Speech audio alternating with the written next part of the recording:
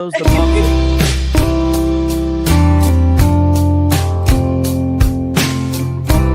So here you go. This is Emily C., my new bestie. I hate the idea that someone out there hates me. I even hate thinking that Al-Qaeda hates me. I think if they got to know me, they wouldn't hate me. This stole the show. Emily C. was phenomenal. There's something you need to know. What? You're doing great. Look at my baby. Here she is. Emily. 10 out of 10. Huge fan.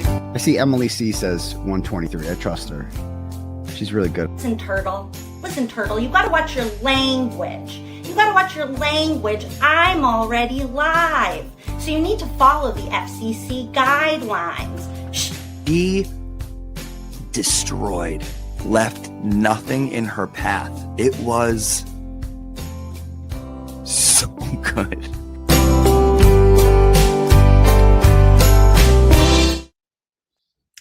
Oh, hey. Hey, what's going on? Are we here? Poor sweet summer child. Okay, you guys. So first of all, friends in the chat, you guys are hysterical because this was the first time that we were both here and ready at 9:15, and then we were just hanging out without you. I'm sorry. And Oh, did we do that? and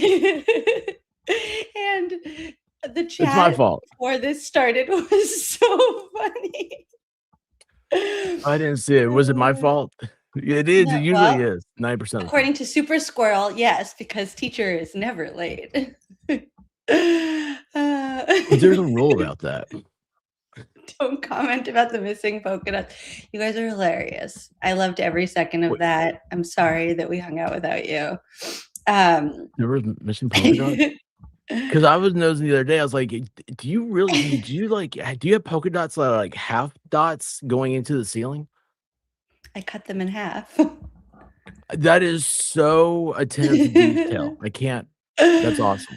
But okay, couple things. People in the chat, I don't feel great. This is gonna be an early night. I already feel better. This is helping, but I need a good night's She's sleep. like, oh my gosh, No, expert. No, it's not sick. It's like, I don't know, the weather. It's been really hot, and it's like still bad allergies. I'm like itchy. Like I'm gonna be like itching my neck all night. Like I'm just itchy and like uncomfortable. I just need to go to sleep. Is really what needs to happen. I know I was inspired by Jim. And also, both of us were just sleeping. So, I was asleep like an hour ago. Yeah. Hi, beautiful lady. Also, Boozy, she was on with you the other day. Yeah, I was also just about to say, like, speaking of Boozy, I feel like this week was the first week of like my life since being on YouTube that I've like been on. You guys are probably sick of me by now. I was like on fundraiser, had Boozy on, went to court, did a thing, had Smith Beningo on. And I feel like now coming to Squirrel School is like, I'm like at home now. Like I like did all the like grown up things that like I was like wanting to do and supposed to do. And now I'm like at home with my people. And I like that I get to come home to this. I get a haircut tomorrow, so I'm so excited. Like I'm sitting here playing with it. I'm like, oh, I can't wait. This is because I look awful. Well, that was the other thing I was just gonna say is this class is kind of like the like last day of school before vacation. When you just kind of like you can't start anything new because it's like the week before vacation, because next week we have no Squirrel School because you have your big Dollywood week. Are you excited? Yeah. I thought you were going to say that we're not going to see anybody till September. And I was like, oh, okay, that's cool. No, just our 1 week. No. We have Dollywood vacation week. Like some places have like Christmas vacation or like winter vacation. We have Dollywood vacation. I'm on permanent vacation. I like that one. Do you have everything ready for everyone? When do people start to get to town? So Wednesday is I figure people come in on Wednesday, and so we go out and eat and have like a meet and greet type thing. Hey Keith, what's up? So today I was like, I'm gonna stop by the place that I've got listed for us to meet at. We've done this for the past 2 years. They don't take reservations, all this stuff. I go there today and I said, "Hey, listen, we're gonna have X amount of people possibly." I undershot it, and they said, "Oh, we've been already been double booked for next Wednesday." I was like, "Oh, wow, that's cool. Like, when did y'all get popular?" So When did you guys get today I had to we used move. to come here. You guys used to be so boring. We could always just walk right in. So we had to move locations today, which was cool because I got to meet the owner of the place. It's just 2 doors down. I got to meet the owner, and she's really cool. And she was like, "Yeah, this is awesome." And they have half price bottles of wine on Wednesday. So first night's Wow. half price bottles of wine. Hey, look, everything works out. Everything works out. God made. Was it? I forget what the statement is, but anyway, go on. You were the one talking. Go on. Okay, so Oh everybody my gets gosh, I their forgot Wednesday. the line. It's a joke. And there I go. Boy, I tell you what, when I mess up my own one line, it's gonna be a hell of a night. You hear about which is not his name, it's Lucky.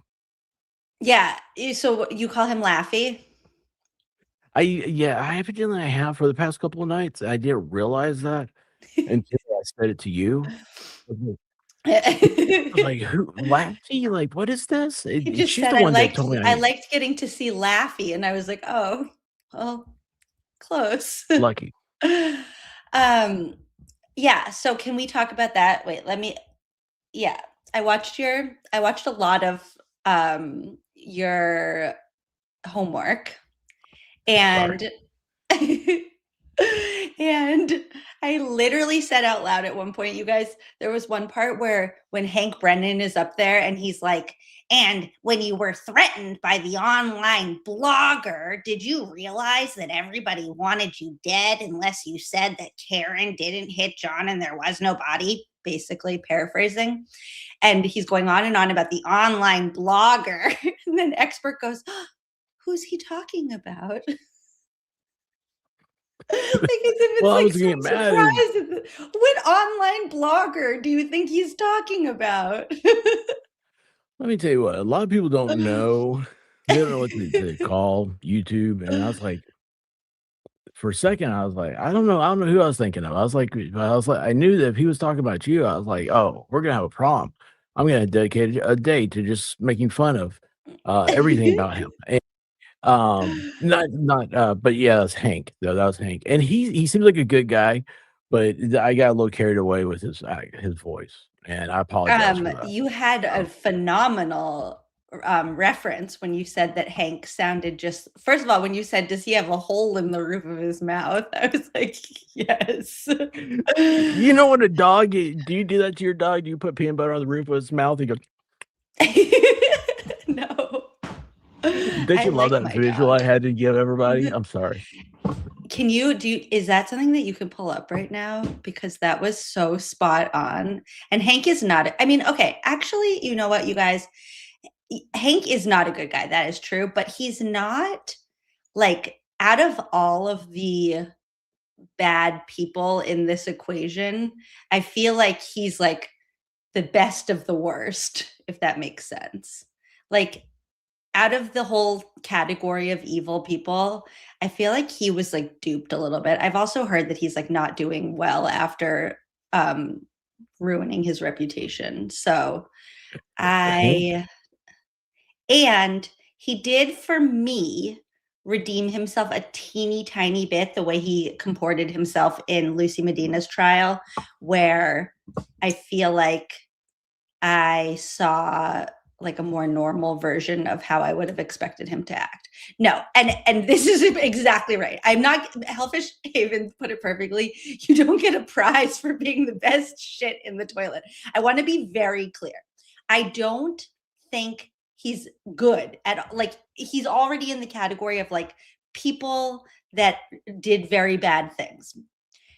I just feel like he did not like come up with the idea to, I actually think Lally was in a position where like there was probably a point, and this is just me speculating, to me, there was a point where the trial hadn't even started yet. Lally was meeting with witnesses, and Lally put together what had happened.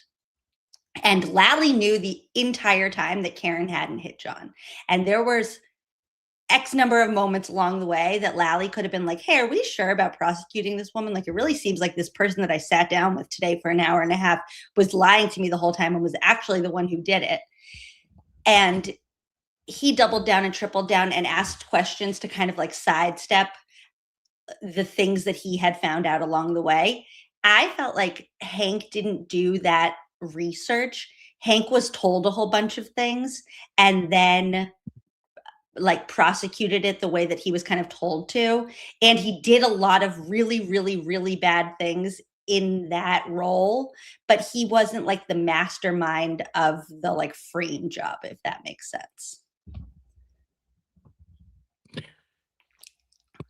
Okay, so this is what's going through my mind. The way you said that is that Lally, am I saying his name right? Everybody up there puts an R when there's an L, so I'm I can't tell. Larry? Yeah, I want to call him Lowry, but that's a seasoned salt. Oh, no, just Lally. So anyway, Lally, he kind of sounds like you have like a bubble in your throat.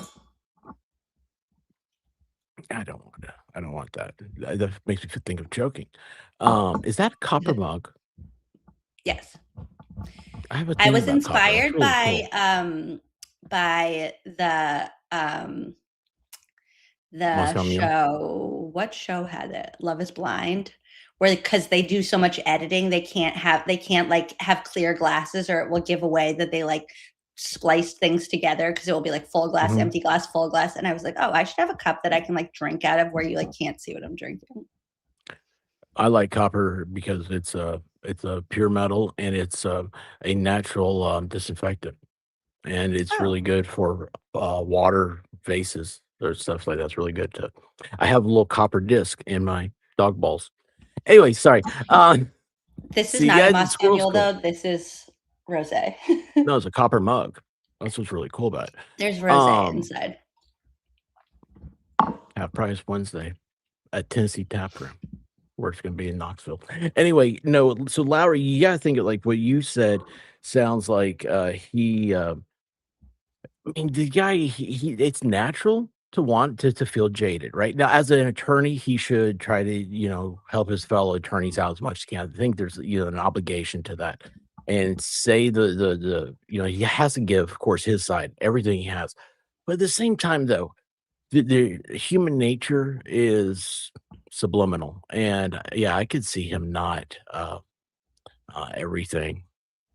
Not maybe not like giving him everything, but like, kind of like where Hank was kind of left out there to the dry. That Yeah, going the and right like I direction? do think that there were some really, There you go. really That's the goal. yeah, like there were some moments where Hank took it to the next, because I actually had this. Okay, full disclosure, the person who is my like connection who said that like Hank has seen the skits that I've done and like the Lally song and things like that. Like knows Hank personally, and basically had told me that like he wasn't told. I'm trying to get this exactly right. Like he was like promised the world basically to take this case on. He was not the first special prosecutor that they went to. They had already like exhausted a list of like the ones that they'd gone to. And they kind of got to Hank, a mob lawyer, again, not defending him, the best of the worst people. They got to Hank and they were like, I'm not trying to like start any rumors, but like promising him a lot, and said like, I mean, you could very easily say without starting a rumor, it's very easy to think that you're going to have the full powers and resources of the prosecuting office of, the district there, whatever the district, however you do it, if it's the county like or maybe do you want to be a judge someday, the kinds of things. And just like we're going to support you 100% and everything. And so if you want to do any extra.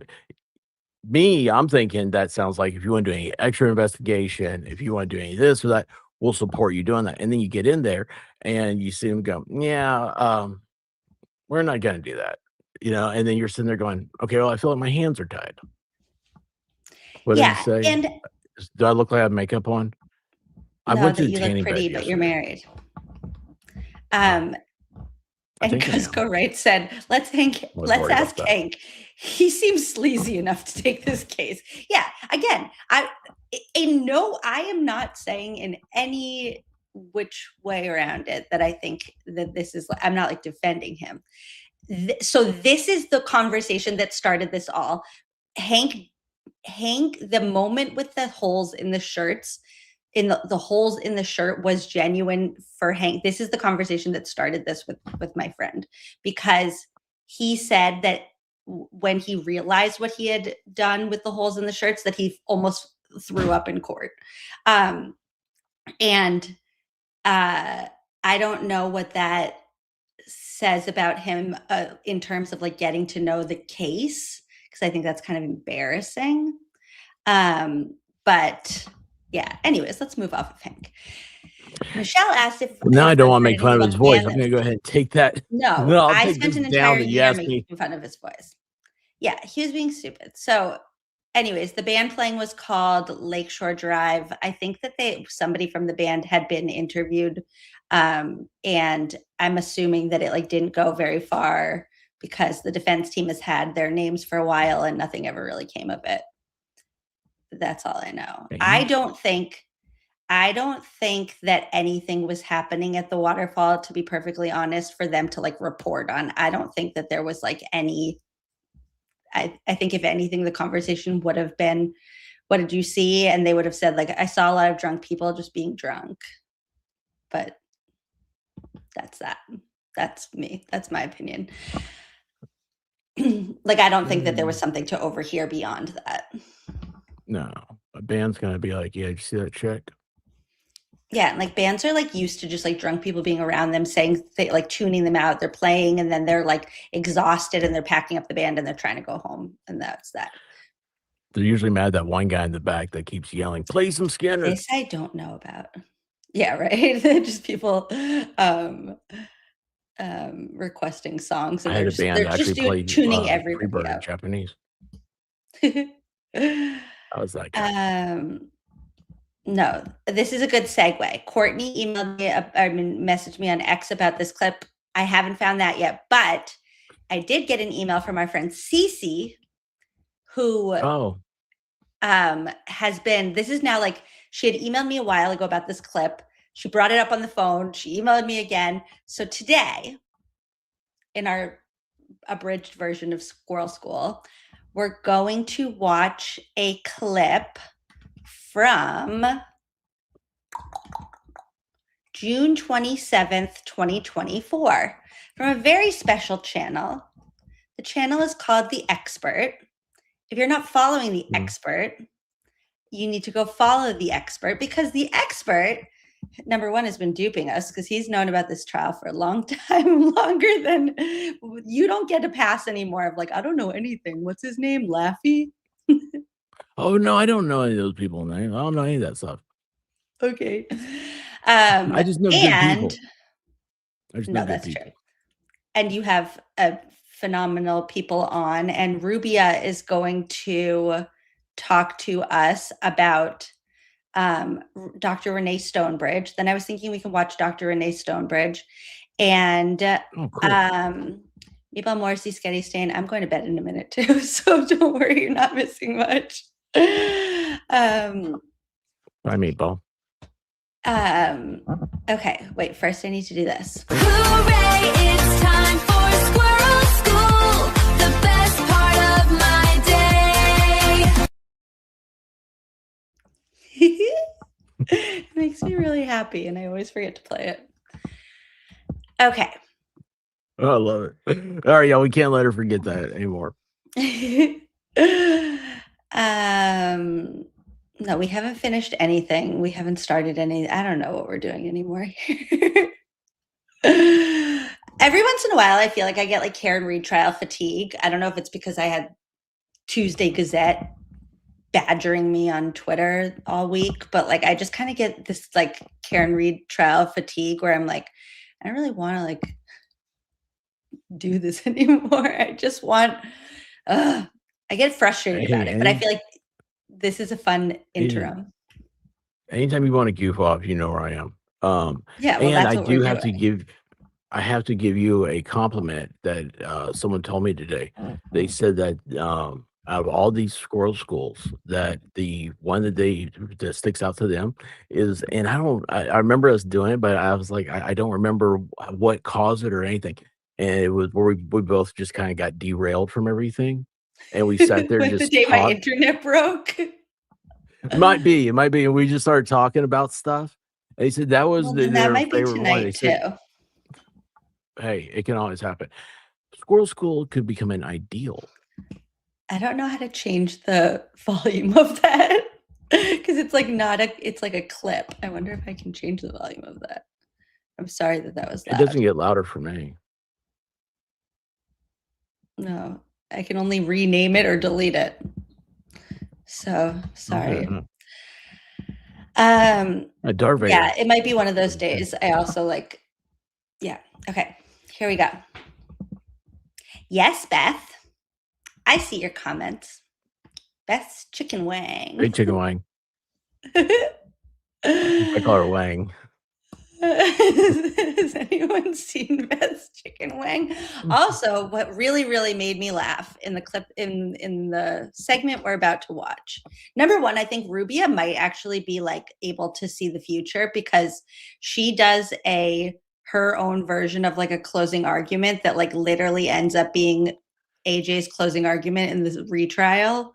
And it's like kind of crazy to watch. That's number one. Number two, Zach, you're the same person you've been this whole time.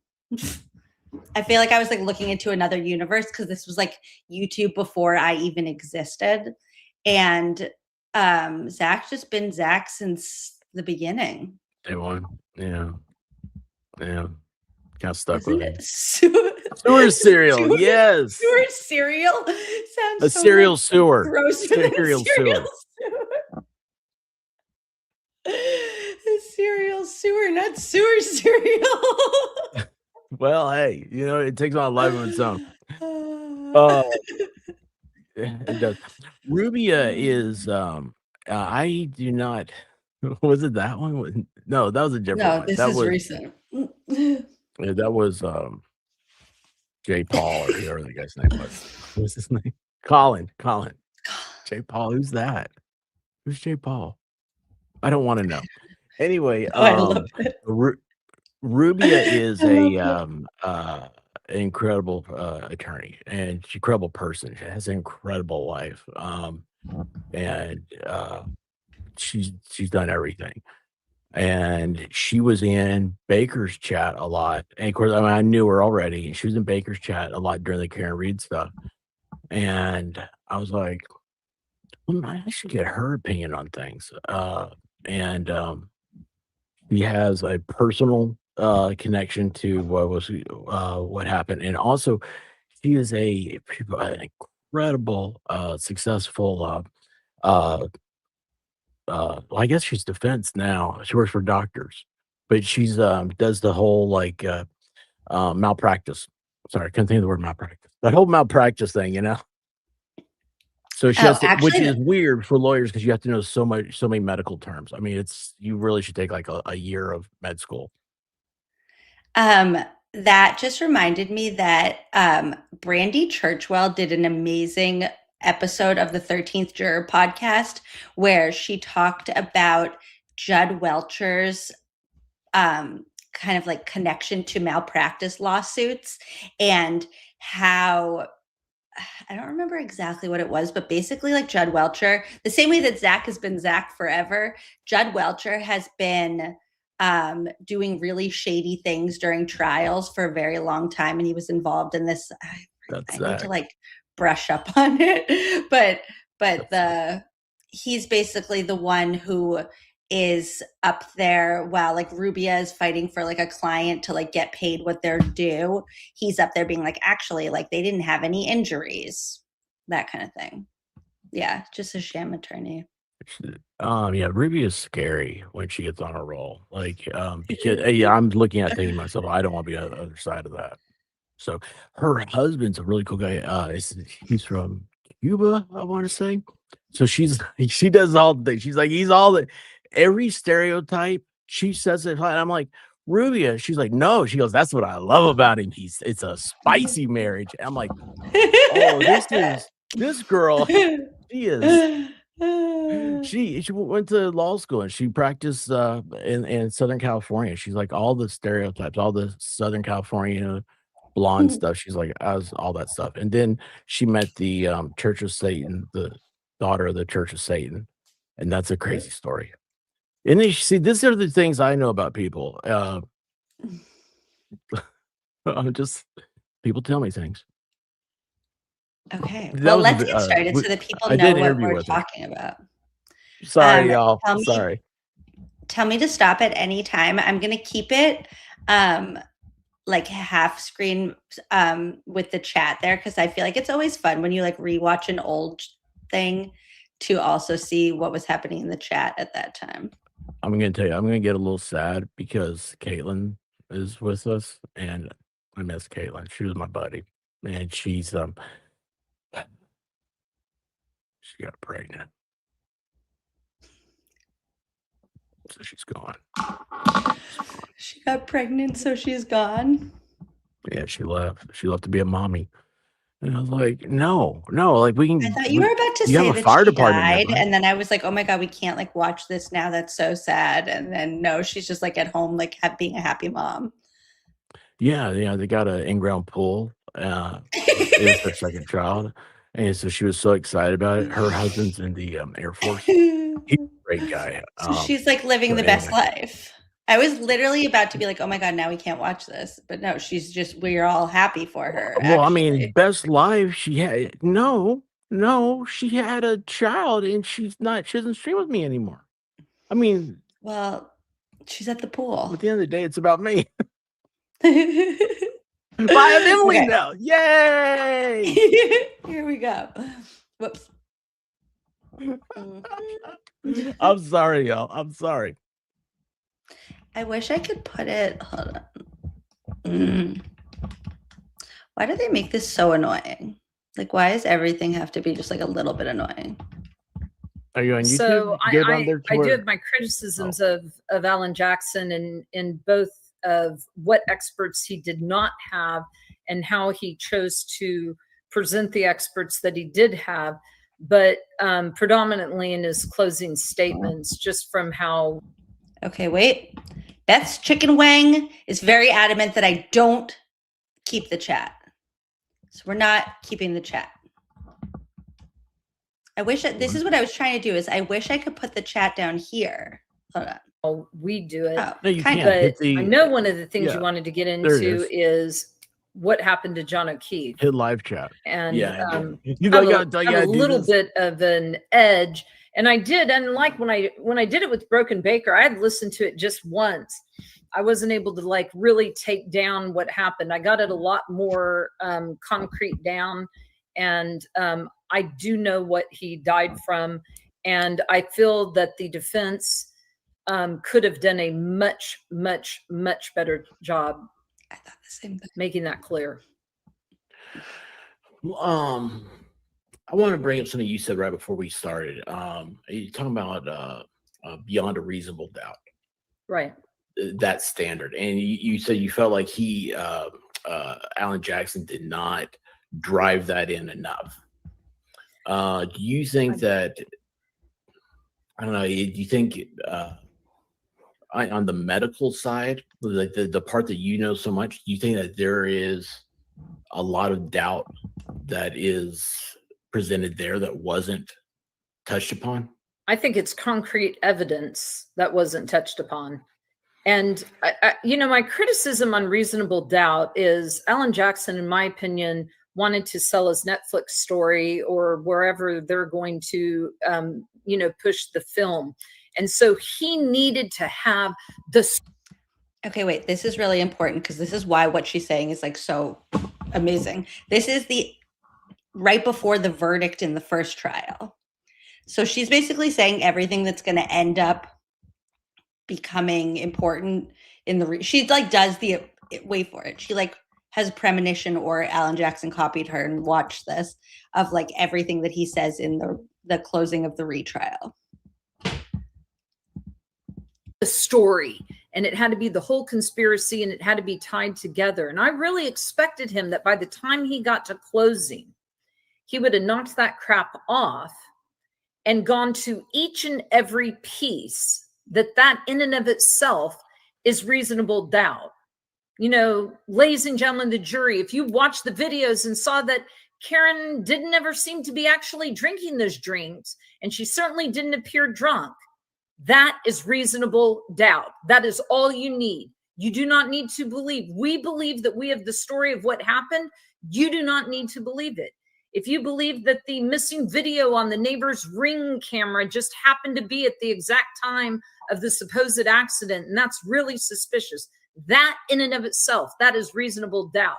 If Higgins' car was there on the street and it would have been in the way and you couldn't have possibly gone back, that in and of itself makes the accident not possible. That is reasonable doubt. If, you know, the pieces of the missing taillight are located in funny and curious places, like in front of the, what is that, the little fire hydrant, but then the body's behind the fire hydrant, how did that happen? If it goes in a linear line, like Trooper says, well, then you know what? That can't happen. You now have reasonable doubt. If you think key and ignition cycles are missing, because they are, then that 24 mile per hour ramming backwards, that's reasonable doubt. You have a doubt that is reasonable. If you think that the timeline doesn't show that the Commonwealth makes any sense, because we know darn well Karen Reed was home before the accident occurred. That is reasonable doubt. If you find it interesting that the Lexus data all of a sudden just doesn't have dates and times when it always has dates and times with it, you now have more reasonable doubt. You know, his phone shows that it took steps after we know for a fact that Karen Reed was back home. He went upstairs. If you guys are aware of how those goes, because I wished I could fake it, because I have contests with my family on how many steps and how many stairs we're going to do, like when we go to Europe. And I've tried everything in my power to fake that data, and you cannot fake stairs. I can tell you that. Then you now have reasonable doubt.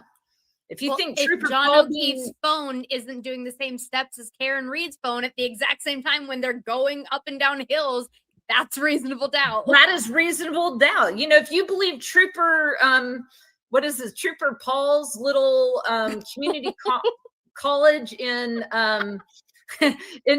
justice and his 120 hours that he can't name basic concepts of physics that you have to know, then you have reasonable doubt, especially if you believe the two people that came in who were not paid, who did not get any money, who were non-biased, being retained by, and I would have been snarky, probably would have gotten yanked by the judge for it, saying by the outside agency, then you, ladies and gentlemen, have reasonable doubt. If you believe it's suspicious that the police jumped to a conclusion really, really, really fast, then you have reasonable doubt of why they might want to plant evidence. Because why would they want to? Because dumb Bunny Proctor may not have been in on anything. You don't have to believe us that he was, but he may have been told that it was Karen and he wanted to prove it and he knew he had no evidence. So he did what he needed to do. Then you now have reasonable doubt. If you believe that it looks like dog bites and the dog bite expert, you have reasonable doubt, and you have reasonable doubt on all of what? I had no idea anything she's talking about. I didn't know it back then. I had no idea. Do you know it now? I'm serious. Yeah. And I'm like, oh man, this was a lot better stream than I realized. This is like when somebody gets held back a year, like you got held back in school and like you didn't understand it the first time around, but like now that you're doing like algebra again, now you're getting it. I still don't get algebra. Okay, but you didn't understand what she was talking about then. You got held back in school and now you get it. Yeah. At least you get it now, and I would be much more concerned if you were still like, wait, what's happening?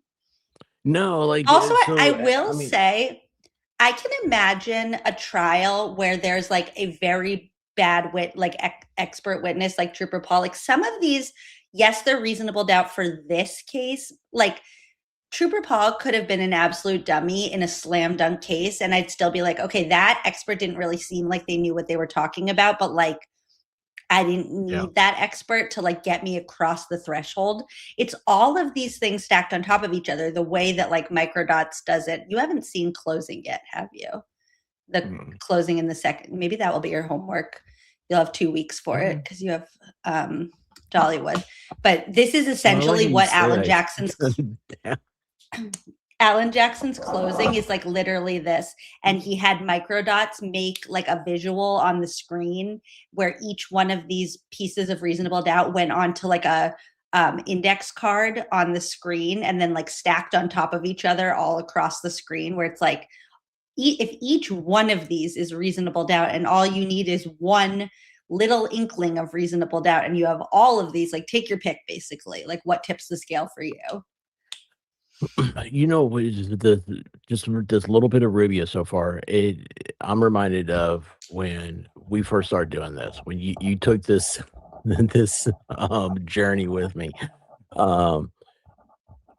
I was getting so carried away with the minutia things.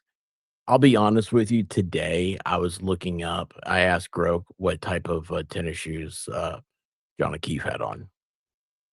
What did Groke say? I Because really I think did. that's still up for debate. That's so yeah, why am I doing that? Like that was I didn't need to be doing it. But focusing on those little like minutia details, and a lot of times, y'all, it doesn't matter. And it's like what you just said, Emily. When you have that slam dunk, having like, Trooper Paul, like that's kind of like almost it feels like it's a formality more so than proving a point. And in this case, I think that might be what Alan Jackson, if you watch him, for me, like watching him in that first trial, and knowing that there's a lot of stuff I haven't seen, still don't know about stuff. You watch the man and you're like, man, you really do look frustrated. And then hearing everybody talk about how he aged so much between trials, that's what stress does. And stress is not so much external. It can be stress of just trying. He is going over. And he's like, I can't lose this. I can't lose this now because it seems like it is a slam dunk because you have reasonable doubt. Like what Ruby is saying here, and he's sitting here going, how did we not win this? I mean, that is like what was misread, I think, on Karen's face as like a bad attitude in the first trial, is like what they didn't realize is that there were going to be people that didn't see it as like clearly as they did. And I still don't understand those people at all. Because to me, I'll watch like 5 seconds from trial 1 and I'm like, oh my God, a jury still couldn't figure this one out. But I think that was a good reminder that like people be crazy sometimes. I like this that Trash Panda Mom said, expert knew the answers before he knew the questions. It was like you were on Jeopardy. You're not supposed to ask a question you know the answer to. That's why you were just getting the answers. You didn't ask any of the questions. All of these issues, you don't have to believe any of our conspiracy. We don't know who killed him. We will never know who killed him because the police didn't do an investigation. And the fact that the police didn't do an investigation is also reasonable doubt. How many times did he mention reasonable doubt? Yeah, it's not what he was doing. He wants to sell his movie. And I have a problem with that because I think that she deserved to have it broken down. You don't have to believe all of it. But I would like to come here today and make you believe in the medicine, which is why I agreed to come on because I hate streaming. Do you think that they would have been better off not even trying to put forward their own narrative, but just one by one pulling apart each little thing that the Commonwealth had presented? it's hard because if they didn't do it, would they have the media that they have? Would they have the stories? And, how many of the jurors are going to be good jurors that don't follow it? I will say that I do very much disagree with Broken Baker, who believes that all the jurors are going and looking at media. That has not been my experience with jurors. However, I believe there's always one or two. I mean, like, for you to get 12 that aren't going to look at anything. Now, if I took the oath, as I'm on camera right now, and this could be forever, I would absolutely honor my oath. And I would never consider just looking. But I mean, I don't. That temptation would be big. But I'm an attorney, and of course, I would always be an attorney that would follow all of the laws because that's what I'm required to actually do. But that's what a lot of people were saying. Oh my God, he's great. He's great. Well, he's great if you already believe the narrative. Right. Absolutely. I agree with he that. needed to touch, if you look at the statistics out on the internet, there's like 11% believe she's guilty because she said, I hit him. And there's that 11% that's out there. And then there's like 18% that say, I have no idea what happened. And then you have the rest of them saying, yeah, your story is right. He got beat up, and at least some part, because I don't believe the whole conspiracy. I don't think all those people were in cahoots. I think police officers plant evidence when they need to get a conviction. Maybe because I watched Dexter, and we learned that from Dexter. Did we not? If you we just had a conversation rewatching Dexter right now. They would go and play stuff when they needed to win, and so I don't know. Dexter told me that that's what happens. I'm not saying any particular police, especially any police that might not be happy with me at some point. You guys know. Well, you guys are perfect. You would never do that, but some. No. Well, I mean, police officers, okay, and they're human, and they also have a lot of experience, and so they go by gut intuition to certain things. And by the way, I just want to say that was an amazing closing argument right there. I totally dug that. I was gonna say, I don't even think I got it all. I was just like. It was awesome. And by the way, I also want to give a shout out. There are 154 people right now watching us on Twitter, and I've never seen that much. So this is a huge Twitter thing. If you're watching on Twitter, please follow me over there on Twitter, and also feel free to jump over here to YouTube and jump in the chat where you can see it a little bit better. I don't even put it on Twitter because I don't want people on Twitter to find us. I don't. I just do YouTube. Yeah, because was Twitter that I wasn't on then, but was Twitter this crazy back then? Oh yeah, it was a lot worse. Oh, it was a lot worse. Worse than my week this week getting shit on by somebody named Tuesday.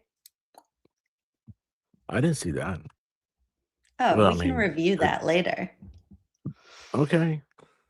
No. Today, 10 years ago today, Harambe was taken from us. It's been a rough week. R.I.P. Harambe. You gotta focus. Yeah, you gotta focus on things that it's true.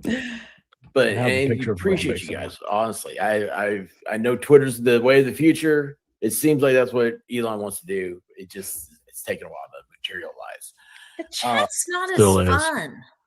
Yeah, see, that's the problem. The YouTube chat, because what I like about coming to your channel is hanging out with the peeps, and I mean, sitting and making fun of Zach, and I get to say that because I didn't see his name scroll in there. And I think Zach's afraid to come over. He blocked me today on Valhalla's channel. He did not.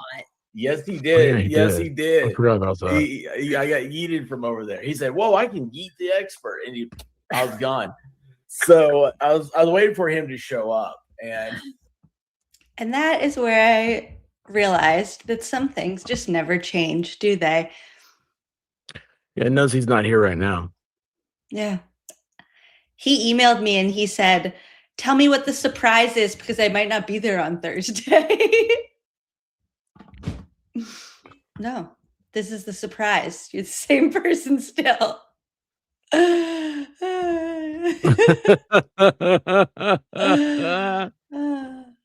Yeah, he hasn't changed.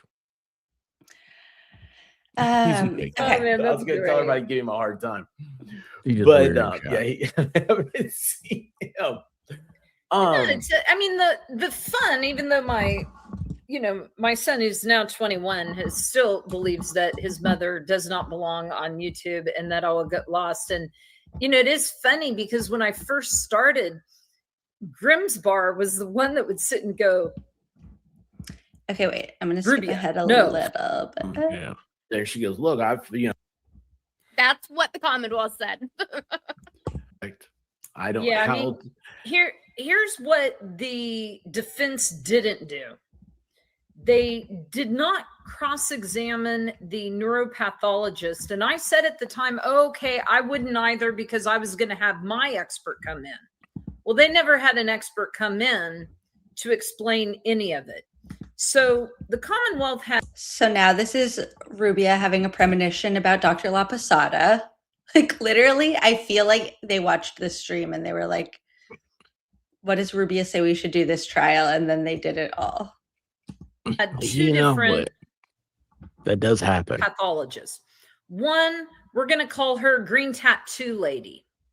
And she is a flippin' beast, by the way. She is highly specialized in neuropathology, which means her whole entire job is to talk about the brain. And she talks at a high level like most experts do. And what you normally have to do is say, whoa, Nellie, you need to explain some of it. Then they had the regular ME who gave some testimony on the brain, but frankly, she contradicted some of what the Green Goddess did, and nobody calls it, out on it. So I would like to explain a little bit about what was found and why it doesn't work with a car wreck at all. Okay. Because there are reasons. Now, I do have to say I'm not a doctor.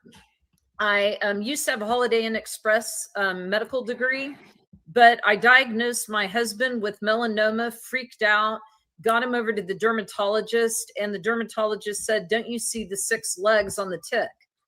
And from that, all of my friends, most of whom are doctors, turned around and said, you no longer have a medical degree. It has been ripped out from under you that you can't tell the difference in between melanoma and a tick. And it's especially kind of funny when, that was really fast growing mold. Oh, that's not the word I heard. That mold grew so fast. My heard. husband and I had fights forever because it was right on his chest.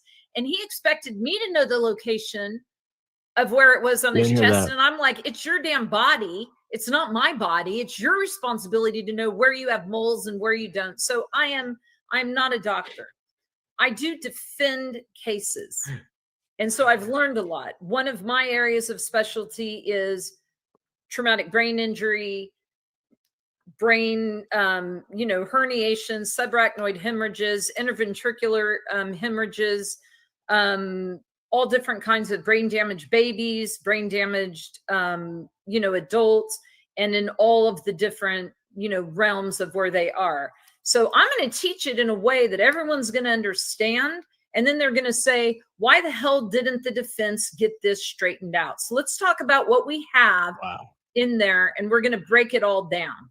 So first, we have fractures that are on the front of the skull. Green Goddess said that. Oh, no, you sent me pictures and stuff. Anytime you.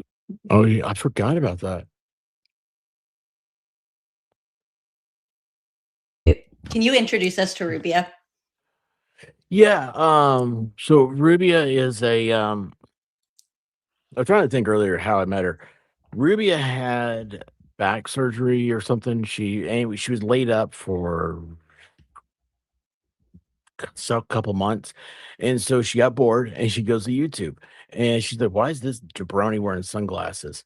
And anyway, so next thing you know, we became friends and found out, she's like, wait a second, you with the law school? And I was like, don't tell anybody. And then we just kind of went from there. Then so Rubia is an attorney. She's licensed like in 4 or 5 states, I think. I think she even did Massachusetts. She's at least she's. Oh, wait a second. I may have that. Oh, she may be a lot more. She may have been like an expert witness for like about just about every state. I think it's something crazy. It really is crazy. Of course, when you meet somebody on YouTube, you don't believe it. So I ran her to the ringer, and it's like, man, this girl knows her stuff. And she, this was after the Karen Reed trial. I didn't know, but it was Caitlin who said, "Hey, expert, you gotta get Ruby on." And I was like, "Okay, I'll ask her." And y'all, I did not know, like when she was talking about, people and stuff, what happened in the trial, the reasonable doubt thing. I didn't know any of that stuff. Hadn't watched the trial. It just, I mean, look, I don't even have curtains up in my studio. That's how new I was. You brought us this fantastic interview before you even knew what you were doing, and now we get to learn from it now. Also, to answer a few other questions that were in the chat, Aiden's going to be on Timcast tomorrow night, and yes, Rubia looks like Runkle. Nice knowing you. No, he's gonna be. Why? He's gonna be super important, big guy. Timcast is a huge channel, isn't it? Yeah. Oh. Well, not according to the lowlifes on Twitter. I mean, you're ready. I will tell you when I get there. So the fractures that are on the front of the skull. So the skull is obvious, your noggin, right? It's the hard ass part. The brain is the squishy ass part. We all know that, right? But there are fractures that are up in this area, up on the front of the skull. Now, if you get hit from the back, can your squishy little brain go cramming up into your skull? Yeah. Does that tend to cause overt fractures on the front? No, it doesn't. We had bleeding of both eyes, otherwise known as bruises. And we all have seen, if any of y'all have ever gotten hit and gotten a bruise, especially if you've gotten hit in the eye, you know that it bruises up really pretty quickly. There are 2 bruises. You can get bruises in the medical examiner. She is not the green goddess. What was she called by Proctor? She was Whack Job. She was Whack Job. So I'm going to just call her Wacky. She really wasn't that wacky. She's this? The green goddess? But do I know her? We just need names. So we're going to watch her after, because I actually haven't rewatched Dr. Stonebridge since I watched her I don't think I've ever revisited that testimony. Okay. But her name is Dr. Stonebridge. People had a hard time with her because she had a tank top on with a sleeve of tattoos, and people couldn't take her seriously because of that. Sick. Yeah. But she's so smart and so qualified, and said a lot of things that had people not been so distracted by her tattoos, I think would have landed differently, because then basically Dr. La Posada came and said, I assume the same thing. I haven't rewatched Stonebridge, but it seems like if this is what she talked about, then it's along the same lines. And what Rubia brought up is that the Alan Jackson didn't cross-examine her. They also didn't have Alessi then. And I feel like Alessi and the science stuff is much more of a good combination. So, Wacky's saying, if you get hit in the base of your head back here, really, really, really hard, it can cause bruising up in your eyes. And then she's right. That can happen. However, we have a tear in the skin of the right eyelid with bleeding. Cusco Wright just said that, could you imagine Dr. Stonebridge, Dr. La Posada, and Dr. Russell on a panel together? Law Girls Not Attorneys, if you're still here, you should make that happen. That seems like something right up your alley. So this is my right eyelid. You've got a tear that comes in here. Now, can anybody imagine falling backwards on the back of your head, which is what they were alleging, and then it all of a sudden came through and gave you 2 black eyes and tore the skin on the front of your head? It doesn't make sense. Next, we have scraping injuries on know the that. left side of the nose. So let's even think about that. How do you scrape up your little left side of your nose when all you've done is gotten thrown back and hit on your head? Now, they can try to say you're rolling around, but where are you getting these scrapes from on this side of your nose? We have the known laceration in the skin in the back that's up here at this part of the head. It's really not that big. Frankly, if any of y'all have had kids, you've probably had bigger gashes than that. It is big enough that you would probably bring your kid in to have like a few stitches, but it's literally like a few stitches.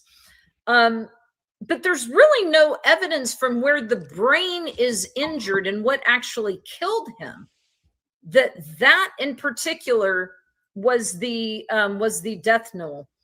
We of course have the pattern scrapes on the right arm that look like dog, and I don't understand anybody that can think that glass is going to come fracturing out in exact even monuments, but everybody's been talking about Plastic. that. Not glass, plastic. So So expert, put up the picture of the we have the temporal poles. The way you just perked up when she said expert made me laugh. Oh, here I did. What? So So expert, put up the picture of the we have the temporal poles, the left temporal I'm pole involved and the now. right temporal pole. Real quick, Bad Duck just brought this in, and it's to you, Ruby. He goes, amazing panel, Kaylin, you're glowing. I'm rocking pink. There's another story to that one I have. Never mind. And he goes, Rubia is blowing my mind with her brain. Oh, Bad Duck, I like you a lot more now. Not that I didn't like you before, but I like you more. Okay, how do you want to do it? You said because we could do it like this, that covers everybody. You can then I just also pick have one, and I'll explain what we're looking at. We can do this. Do the first one. This is I open a private channel in Discord. Which one is the one you're asking for? The four pictures that look cool. Yeah. I think this is the back. So that right there, Oh, no, it was fine. That's Okay, that's sorry. one of them that can do. But now I have to make my screen bigger because I'm old as AF and I can't read. Oh, that's the right. Because obviously it does not have the other one says left, right? This is frontal pole That L. one's left. That's My right. fault, It goes Brie. the opposite. Baker. Okay, so let's talk about this one. We have a bleed that is happening. So if you think like in general, how you can have a bruising is a bleed, but this is actually a different kind of a bleed because it's not just under your skin. It's actually a bleed inside your brain. And this occurred in 4 different major points, which we're going to show you. So your left temporal or frontal pole. So this is the frontal part of your brain. This is where you're smart. This is where some people don't have a good frontal brain, and it's important to have one. But you have your little front there and your little front right there. And there are hemorrhages that are happening underneath. Now, what that means is that the blood vessels in that part of the brain have exploded and have bled into that area. So show another picture. Real quick, what does that mean exploded? Is that well, that's how defense I'm gonna lawyers, guess that's not easy that's how to do. Defense lawyers like to talk when we like to get everybody all riled, riled up. We You can't got my use attention. Things like, and this is where I criticize the defense, because the doctor gets up and is using the medical terminology, and I would say, so basically, like the arteries that are in there exploded, and they would say, well, it wasn't an explosion, but they tore open. And I'd say, fair enough, tore open, because I'm going for the impact on this. So basically, you've got subarachnoid hemorrhages, which we're going to talk a little bit about, what those are. Scroll through the picture so they can see the other locations. So you have the right and the left. Now go to the sides of the head. All right, this is the temporal pole left. That is your left temporal pole, and that is one where it had diffuse bleeding. So what does diffuse mean? A lot. And so this is on your temple, right? It's on your temporal lobe. It's your part of your brain that's over here and over here. And you have a large subarachnoid bleed right here. And then flip it around. You have one on the other side as well. Right? Yeah. Do you want me to show that picture? No, it's just the opposite side, but everybody can just kind of imagine it. Oh, I'm sorry. So other things, we're just going to go through the definitions and I'm going to tell you how it all works. So we got our frontal poles, right? And the front of the lobes there. And you got your temporal lobes that are over here, right? Everybody got that, right? Okay. Frontal, try to make us smaller. Now, the final death You want to see this picture? Is he ends up getting an intraventricular. You still have it? Yeah, I just found it. Wait, that's crazy. Yes. Yeah, give me some. Okay, so remember when I just said that I put this on a private file in Discord? I mean, I heard myself say it. I have a file in Discord locked that's called read, and I thought I was just like the stuff I put there to read. I didn't think Karen read. Hang on a second. That's like I have so many folders on my computer that are like print in all capitals. And I'm like, did I ever print these? I don't even know. I also have ones that are like, do this. And then I opened it up and it's like things I never got to years later. Oh, yeah. That's everything's like that with me. Card. Hang on a second. Let me just do this differently. I'm a little slow on the technology, so y'all don't know that by now. Take your time. I was also just going to make us smaller, and then that would be bigger, and then we could see it. Oh, well, I mean, that works. Oh, look, also, we can read what Zach sent you in 2024. Where's the promised Where's expert? the promised expert? I only see Rubia and a pregnant woman. See, I told you.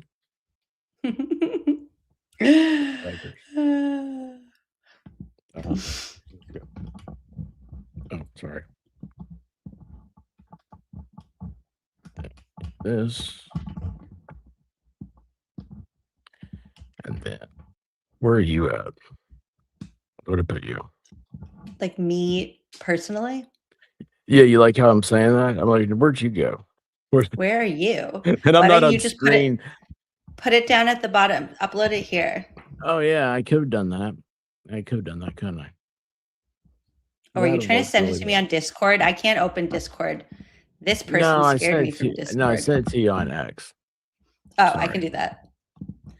Yeah. I went in the Rat House Media Discord, and then all these different things popped up, and it freaked me out. And sometimes I still go in it to see what people are talking about. Okay. All right, it's time for Squirrel School. Okay. Yeah. See, I just squirreled that around. I'm sorry. Download. I guess I could have just shared my screen. Huh? Boom. Nope. Look. Look at that big picture. Oh, that's much better. So that's what. Now, what she said about the temporal lobe or temporal pole? That it was bleeding, and I think the whole thing is like we're not ever going to know like exactly what happened, but I think what she's getting at is that like that injury inside plus what's happening on the outside on both sides doesn't make sense to have ever come from a car. And it doesn't mean that we know. The prosecution said it was the injury in the back of the head.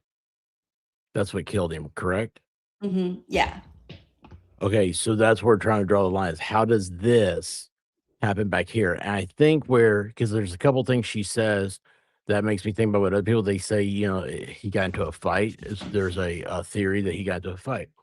And so you're talking about the right eye and the left side of the nose. Now, granted, 10% of the population is left-handed, but if it's a right-hand punch, you would hit the left side of the nose a little bit and the right eye, and that could tear that eyelid. I mean, right? Is that the right eye? Yeah.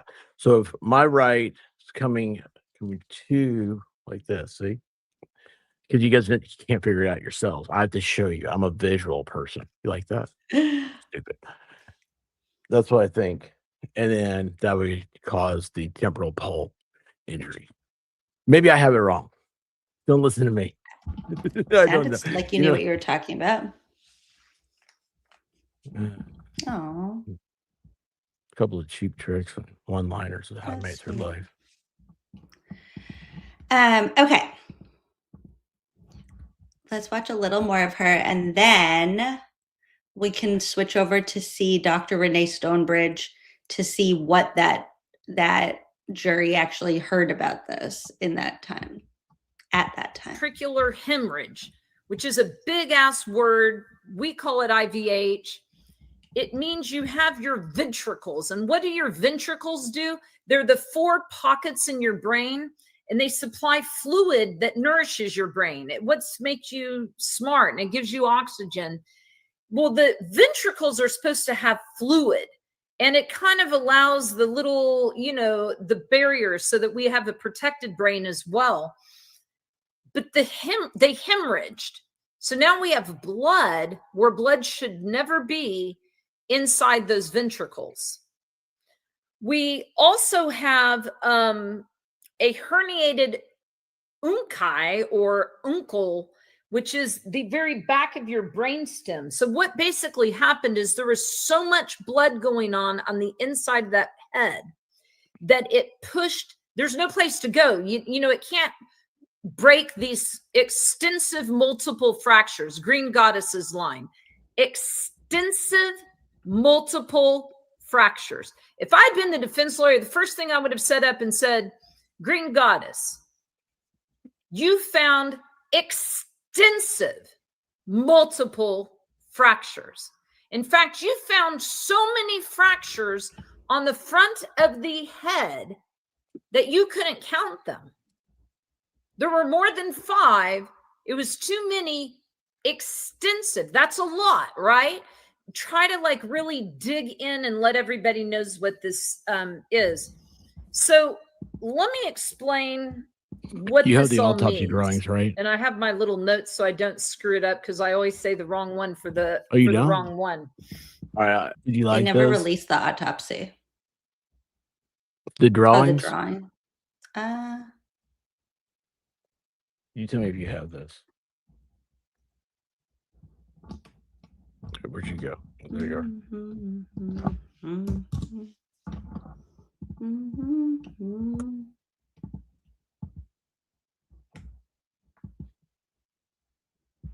That's creepy.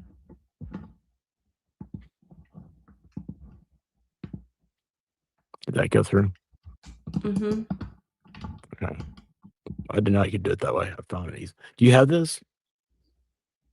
I feel like I have no idea. That skull freaks me out, though.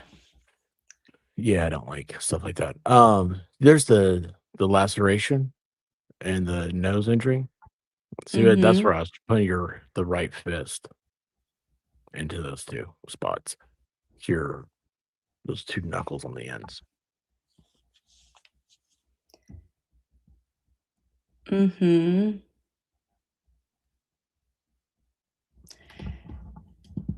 Okay. That freaks me out. I'm not good at the medical stuff. The medical stuff, I'm like, okay, whatever the experts say. I'll pull the notes of it. So you said they had so many fractures in the skull that multiple extensive fractures in the front of the skull. Oh wow! So where's the notes? So you can go off. It's fine. Oh, okay. I've got mine. Oh. So let's talk about what the bleeding was, these subarachnoid hemorrhages. So you have a layer that's over your whole entire brain. And it's a nice thin little layers. This is bleeding that goes into those layers. So you have been hit with such, that would not be enough force to do shit. Not shit. Anything. I do not cuss in trial, but I'm wearing a suit and I'm standing in front of a judge who I'm scared to death of. And so it helps. I have a hard time on YouTube. I by the way, do this in my company all the time on Teams calls. I'm just like all the time. I mean, it's so bad. I'm like the old CEO used to be like, he used to have like running games on how long before I would drop the F-bomb. And it was never very long. And I always tried not to, but I just don't have that good of self-control. So when you get this subarachnoid hemorrhage, this is severe bleeding. Where are we at? We're here, and here. This is important. Here, and here, along with multiple fractures on the front of the skull. What are the main signs of a subarachnoid hemorrhage? Headache. We don't know if you had a headache. Second one is vomiting. Caitlin? Is there any signs of any vomit on this patient? On his pants. Yeah. He had vomit they never on his explained. pants. They never explained nobody it. Said anything. They never about explained. Why does he have vomit on his pants? He has vomit on his pants because he has a subarachnoid hemorrhage, and they're not explaining it. So we have them, you know, on the 4 points. We've got this intraventricular bleeding, which is okay. Should we switch over to Dr. Renee Stonebridge and see what she said, and then go from there? Or should we just go? Oh, Nurse TT right there. Do you see that in the chat? The hemorrhaging says, which cannot be caused by a brain hitting the inside of the skull. If that matters to anybody, she's a real nurse. I mean, she was yeah, like she has like several. Well, then great. I don't understand any of the medical stuff, so whatever people say, I'm like, that sounds great to me. Well, we need to have a fervent break because Mitchell requested it. I'm tired, and Fervent has a brand new song. Have you heard it yet? No, I haven't heard anything. I'm so excited for you right now. I don't know what's happened since Tuesday. That was an inside joke. I don't know who Tuesday is. You're lucky. Tuesday's gone with the wind. It's a happier way to live. Tuesdays gone. Okay. Oh my God, it's so good. I've literally listened to this song like 75 times already. Okay, we're gonna have a fervent break. Do you want to watch? Do we want to take calls? I only have enough stamina right now for one or the other. We could do calls, we could do more testimony. Which one do you want to do? Are you asking me? Mm-hmm. Well, that's up to you. You really enjoyed the calls. I know, but I also feel like we can't make it like an every time thing. So nefarious shenanigans. Well, you're not going to see me for a long time. For a whole week. So, 2 weeks from tonight. This could be part of the calls. People can call. I have to translate because I didn't figure out how to make it so that people can hear you. That's okay. And then, okay, we'll do that. We'll do a I'm not going to do good. I called him Laffy already, so I'm not going to do good. That's okay. Perfect. We'll do calls. And then, the other thing actually I wanted to do before we take a break, because I wanted to ask 2 things. I'm now crowdsourcing for the Adam Deitch interview because I need your help. I've been trying to think of like what I want the layout of this to be. And I feel like this would be weird. Hold on. Actually, I should do this as a new thing. But I want to be able to I don't want to be like a part of it. I mean, I do because like I'm supposed to be interviewing him, but like, is this weird? Okay, wait. Is this weird? You have to have the camera on you all the time. This is a No, great but is it weird if I opportunity. go like that while he's talking? It might be. Like if he's like in the middle of like a long, like a good answer, if I put it like that, is that weird? And you present it, okay. Ask the Like say chat. we're like, I'm like, They're hey looking at it. everybody, like, hey Adam, like tell Emily, us it's so about good to see your you. Thank you so much experience for as having a me on your question. channel. And then you're giving like a long answer where I'm like, tell us about your time as a prosecutor. And then it's like, blah, blah, blah. Well, one of the most interesting things being a prosecutor was this one time when a cat was stuck in a tree and involving you'd think you'd call the fire department for it, but Okay. instead It is weird. they come.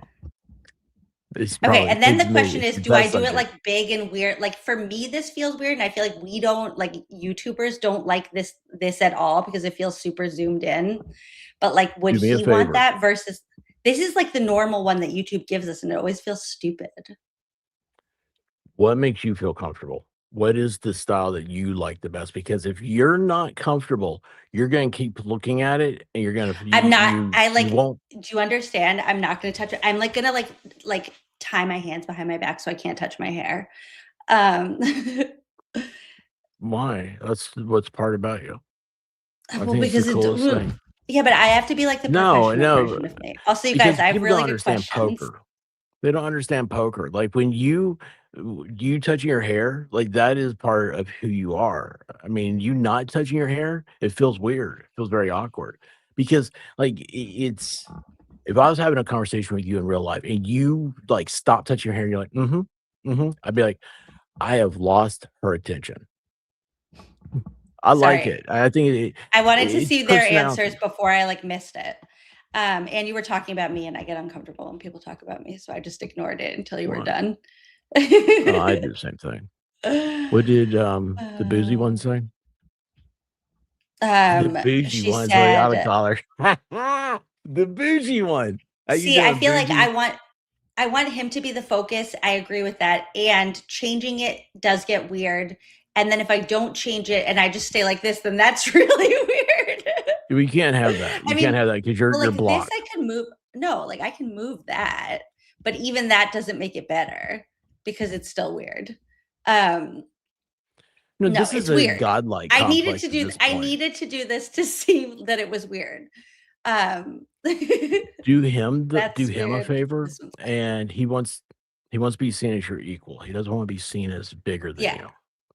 Also, Okay? I'm not gonna like read the chat at all during it. I was thinking at first I was not even gonna have it up, but then I was like, what if I'm on mute like the whole time or something? Like I feel like I need it there like just in case. But I'm not gonna like pay attention to it. Also, this is if next anybody has any Tuesday. questions What you time? want me to Tuesday? ask, 10 a.m. Eastern Standard Time. God, I wish I could be here for you. Yeah, you're gonna have your mods that you really you're gonna have strict rules with your mods, and it's certain things that you just take that off. You like people will understand. You hear that, Okay, mods? and No. they'll complain, but you just say no. I need you to not distract me. Make sure that nothing because you have your questions. That doesn't bother me. I really won't even. I'm not even going to be like looking at it, so it actually won't at all. And the trolls are going to do what the trolls are going to do regardless. Outside, it's not even going to be in the chat in that. Yeah, he'll be able to handle all the questions. He's probably not even going to have the chat open. I'm literally not pulling anything up during it. But no, because they like don't do StreamYard. He's like probably going to have it on like whatever. But I could ask every single question that all the like other side of Twitter has been talking about, and they still wouldn't. They're already so mad about this. Also, one of the trolls was like, "Can you believe this is so funny? Can you believe that Adam Deitch is going on Emily C's channel right after Karen Reed did?" And I was like, "Karen Reed went on my channel." Like they just start rumors. I was like, "That's so cool." Of course they do. Like send me the link. I'd love to see it. I wouldn't even mention it. Like I wouldn't even worry about it. Like that is I'm not. It's what you do. You were Gwen in in college. This is my Gwen moment. You get this. It is. You understand this. This is my Gwen. All first dates are interviews. Mm-hmm. That's what Van Wilder said to her. That's a Van Wilder quote. You get it. Yes. No, it's just be you. Yeah. And that's I'm gonna be me, but like the professional version of me. Like, hey everyone. I'll tell you honestly, like I'm not. What is the professional version of you? What is that? It's that. Hi everyone. Hey, there is no difference. I've been a kindergarten teacher. That was my professional job. There is no difference. No, I have okay, you guys want a sneak peek of like one of the questions? If you want to do it. Yeah, this will be like our little sneak peek. Open I love it. Questions. You know that you should practice before you have an interview. I've always bombed every interview I've ever had. So, you know why? I walk in unprepared. Because I want people to know what they're getting. Okay. The last time that there was a contested election for DA in Norfolk County was in 2010. In that election, there were approximately 66,000 total votes cast, which was only 14% of the electorate at the time. What message do you have about the importance of this particular election for voters who don't typically turn out for local primaries? I'm going to like have it not. No, but I'm going to have it like in a way where I'm like not distracted by trying to figure out how to read it. Well, you know, all politics are local. And it's a shame because it's your local politics that affects you the most. People don't realize that, but that's where most of your taxes, your day-to-day life is locally. The president doesn't wake up. Well, he might, but I mean, you know, he's not usually just thinking, oh, I wonder what's happening with Emily right now. He's worried about things about trade deals and things with national security, stuff like that. But people go out to vote for the president. Our system's reverse. What happens locally is the single most important thing. No hair bow. No, there's going to be no bow. Should I wear glasses? Do you normally wear glasses? I've never seen you wear glasses professionally. What's professional? Okay, let's do a fervent break. Are you gonna wear glasses for this thing? No. My Hank glasses. No. Wait. You wear glasses? No. Well, yes.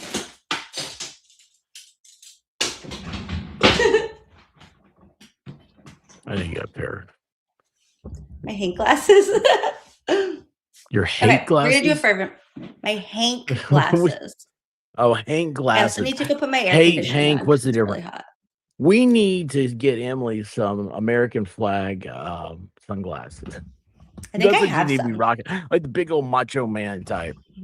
Be like, hey, let's do this. Okay, we're gonna take a fervent break. I'm gonna go turn my air conditioning on because it's really hot in here, and then we'll take calls, and then I need to go to bed. See you guys in a minute. Also, good Lord, this song is so good. Enjoy. Up into my office, got you flowers and some chocolate. I don't really do this often, but I think we need some talking. First off, is it Deva or Diva? I think I have liver fever, but before we take this deeper, I need to know if you're a keeper. What did you see in the salad pot?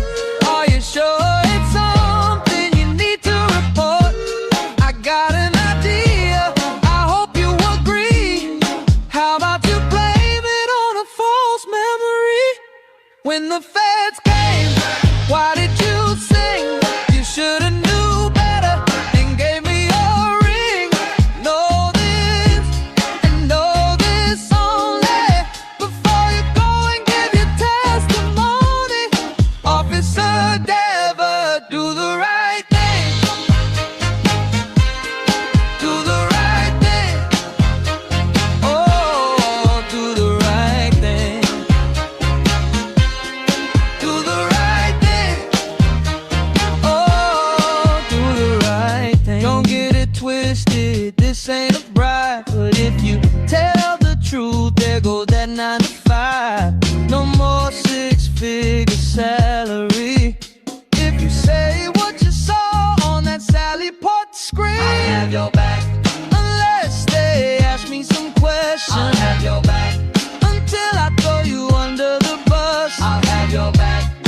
this be a lesson. I'll have your back. Really means I won't have your back. When the feds came, why did you sing? You should've knew better and gave me a ring. Know this and know this only before you go and give your testimony. Officer Dever, do the right thing. Do the right thing.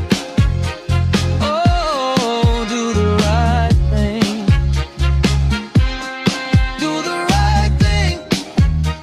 Oh, do the right thing. Unfortunately, Kelly, you're the only one going down. There won't be a public records lawsuit that'll expose me or anything.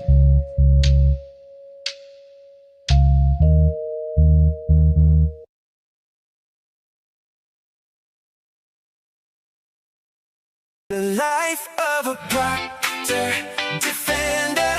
Send some text that might offend you.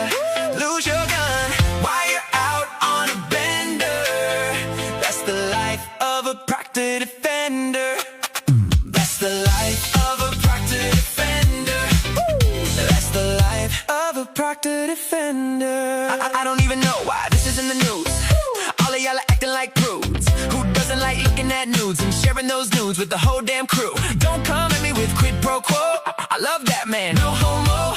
Not one text that he planted evidence. That means that it is so evident there's no corruption, so what's the relevance? The feds found nothing except for these messages. They say there was a conflict of interest, but really we all had a common interest. Frame Kevin Reed and we're in the clear. Then work with Kev on a cold case of beer. The life of a proctor defender. Send some text that might offend you. Lose your gun while you're out on a bender.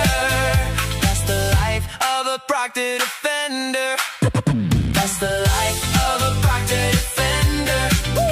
That's the life of a proctor defender. Please judge, don't let these texts out. He's been through enough and he's really stressed out. He's got Kerry Roberts backing him up, got Matt McKay backing him up, the district attorney backing him up, and Yuri, yeah, he gave a thumbs up. How about the Emmy? Not so much. How about all the laws of physics? Not so much. How about Michael Easter? Not so much. How about common sense? Definitely not. The silent majority aren't on Twitter. For my man Chip, my hands on the trigger. Today in Canton, it's time to kill some.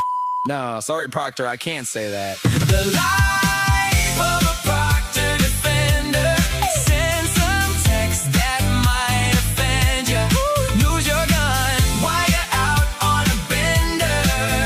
That's the life of a proctor defender. Here, Bear, take the mic. Tell him how you feel. Bitch, get out of line. I call her a whack job. Then I wonder why I got fired from my last job. All these Twitter trolls say I'm looking like a fat slob. Tell the FKR crew they're gayer than the flash mob. If I go to jail, please pick the right cellmate, cause I probably pissed off every single inmate. They say orange is the new black, and as you know, I don't really like black. I can't help that. They annoy me. The only hood I like is white and pointy. Oh! Okay, Jesus, Bear, please step away from the mic. White and pointy. Stop, stop, you're making it worse. It's hard to defend you sometimes. The life of a proctor defender.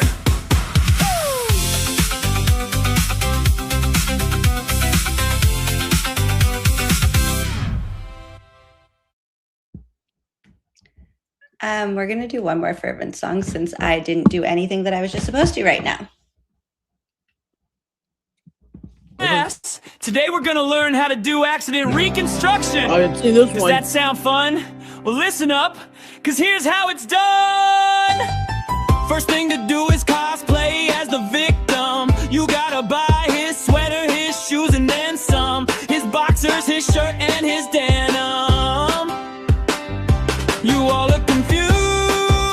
Did I say something wrong? I really need you all to play along. See, I don't have much evidence to work with, so I gotta half-ass it. It won't be perfect. Do me a favor, bring that bucket over here. Well, I was lost, but now I have an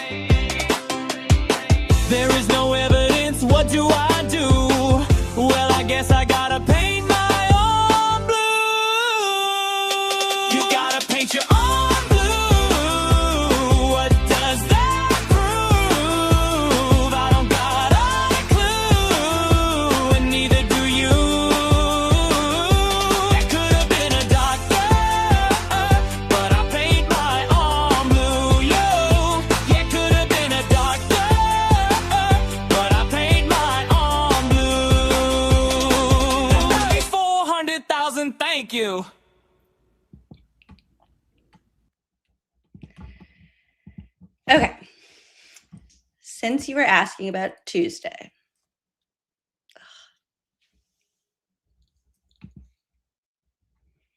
the Tuesday thing has to do with that song.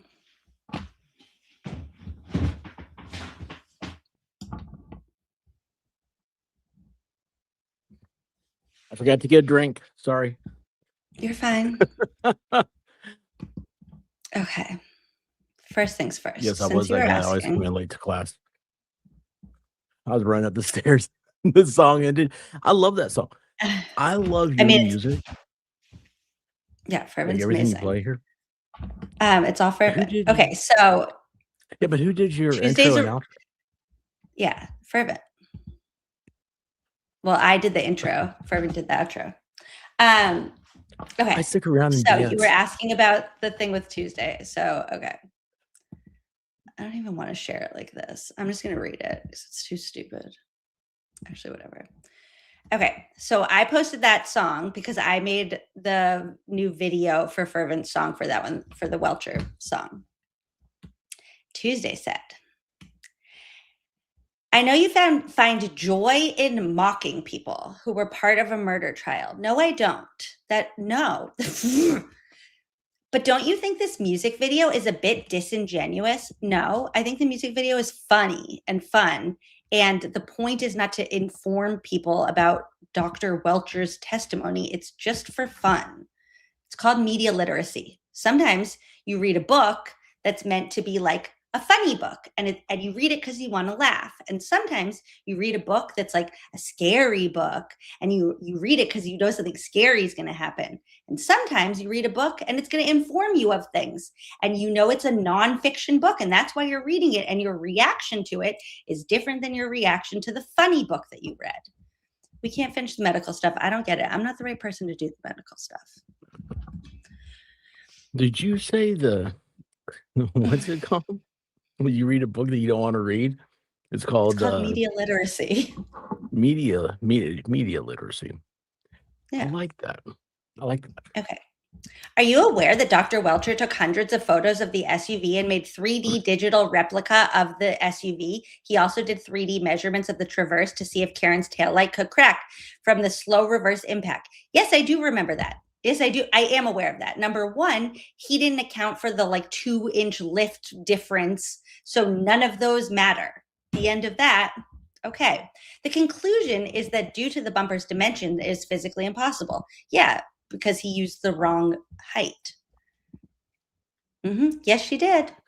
ARCA chose not to do that simple test. Weird, right? I don't know. It's not that weird. Also, they were testing. Is this you responding to? No, this is we get to my response. I didn't even respond at first, but this got too stupid. Did you know that Welcher purchased the exact make and model of Karen's SUV? Yeah, I did. Do you really not understand that Welcher's paint transfer test was to see if the taillight and the height of John's arm at a natural stance are the same height as where the wounds are? Why did you need paint for that? Emily, what was John's natural stance? And be like, same. Apparently, John's natural stance was this. Was putting his arm like this. Yeah.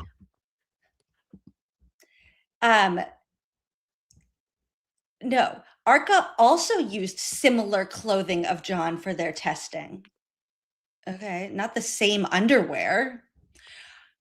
Are you aware that Dr. Welcher used a crash test dummy to perform a drop test? Yeah, I included it in the video. You didn't see at the end? You didn't wait till the end? Come on, he drops him. It's so cute. Are you aware that I'm aware of all of it? I'm aware. I watched all the same trial that you did over and over and over and over and over again. I'm aware of all of it. So this person, thank you, Home Slice, whoever you are, really tried. They went back and forth for a while. Then Tuesday was whining. So finally I responded and I said, hi, Tuesday, Gazette.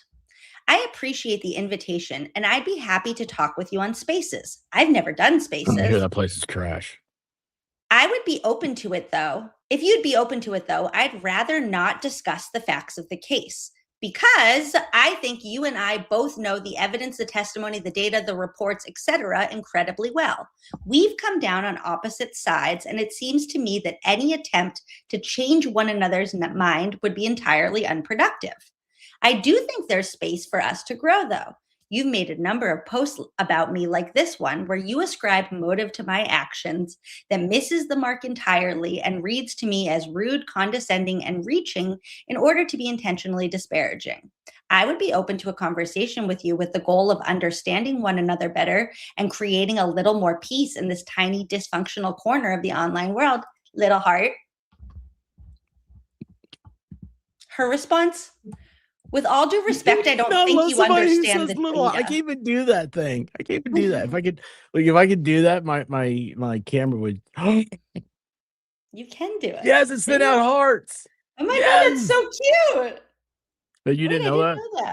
No. See, I can't do this. I don't have that ability. So I did again. They look tasty. I'm not explaining anything to her. So then her response to that, of me being like, hey, like, you know what? Like, we disagree. I would love to like agree to disagree and like just try to realize that like there are more things in the world than this case. And like maybe we'll find out that we both like Cheez-Its and we can talk about Cheez-Its. I actually don't like Cheez-Its. I don't know why that was the first thing that just came to my mind. You don't like cheese? I like cheese. I don't like Cheez-Its.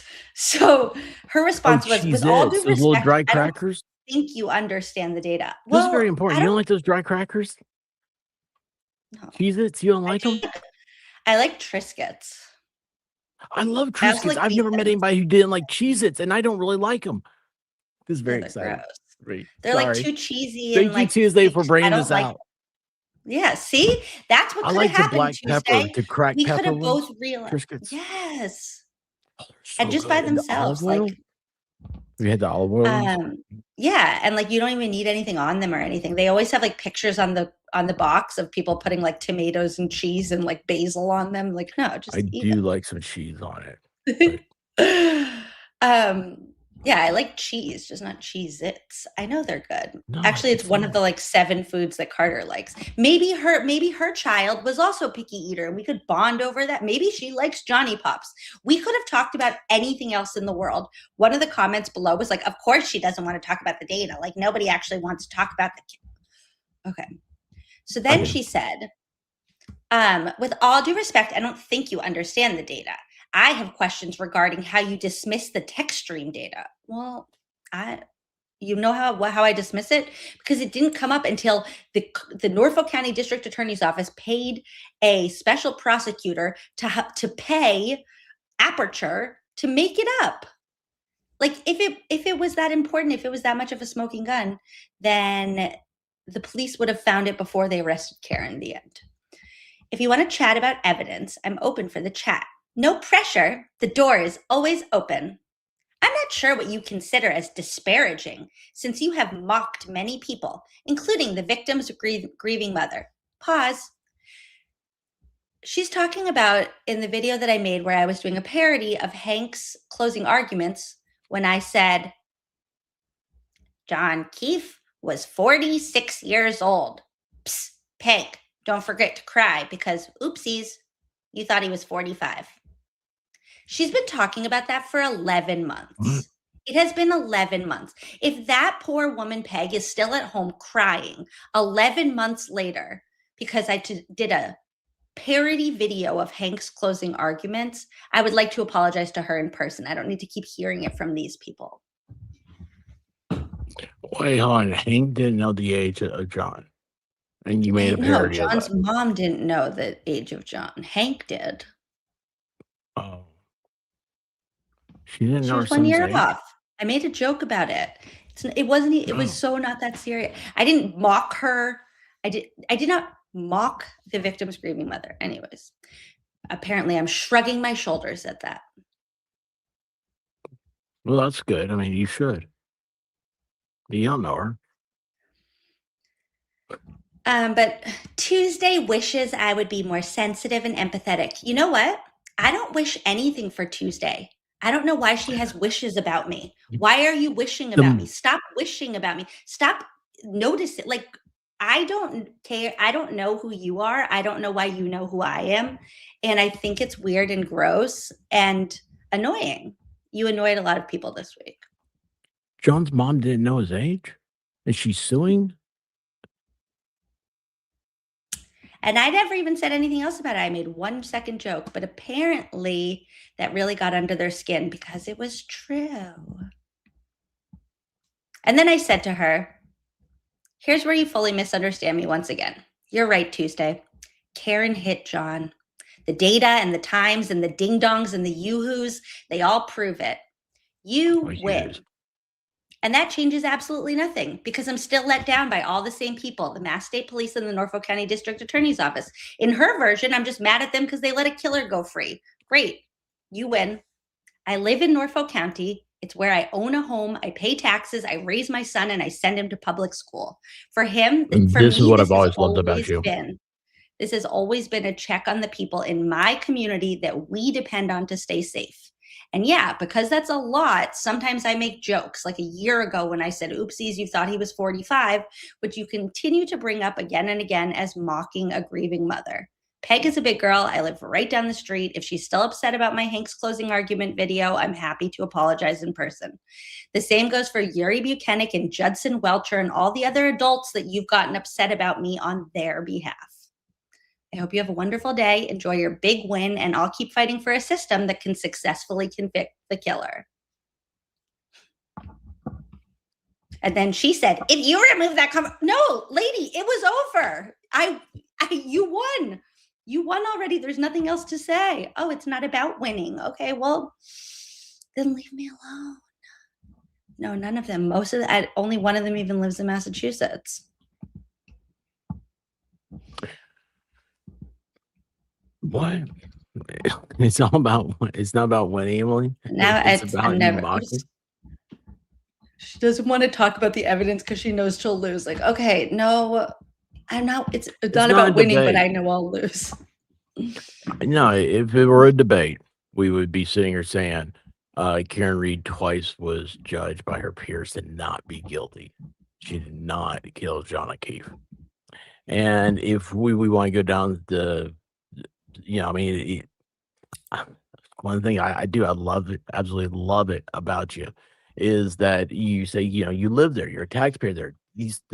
The government represents you. You want accountability.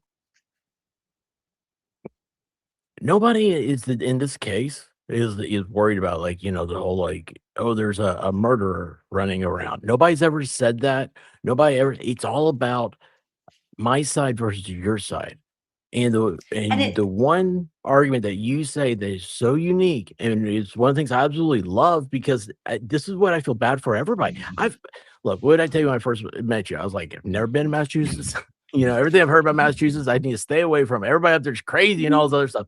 And I found out that there's some of the greatest people I've ever encountered is through this. And I'm so amazed by it.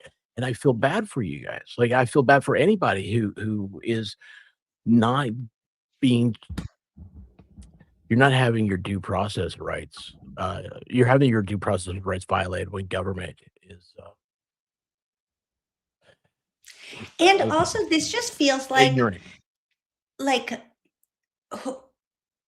If you want to argue, I'm not the person to argue with. I don't care.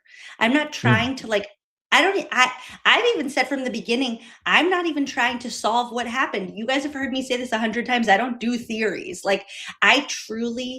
That is not why I'm in this. It just really, really bothers me being lied to. And when it's really clear that we're being lied to, I want to make that really clear. And besides that, we're recapping what happened. We're rewatching literally the trial. It's not that deep. And it's I don't know what I don't know. Actually, I do know, and I'm not even going to say it. So let's stop that sentence right there. I've read a lot of cases. I've read a lot of opinions and stuff, and I've seen a lot of courts at the time. And this case absolutely amazes me, and it amazes me on so many different levels. And it's a soap opera. It really feels like a soap opera because it's hard to believe, but yet the drama never stops. And I'm a no drama guy. You're a no drama girl, and it's maddening. I hate that for Yeah. Tuesday. She's missing out. You know what? She's Tuesday. I guess Tuesday's a female. Sounds like a female name, I but think it's I not feel her real bad for her. name. And like And that, my this is where real it name's gets so not that silly. close. It's like, well, this is where it gets so silly. It's like we, I don't know. You don't have to you don't have to be negative all the time. And she thinks she's being like so sweet and like, oh, protect the victims. Like, no, you're actually just being an asshole for no reason. And you want to be an asshole about me to your friends? Great. Keep it in the group text. Like, I don't need like diatribes from you for days and days and days for no Keyboard reason. commandos. They absolutely, it's amazing Actually, I'm just how, gonna block her. I'm sick of her. yeah, there you go. That's what I do to everybody. Just block them. I know. If they're I not here had to her have a blocked. good time, then I don't care. You know, we got to have fun. This life is too.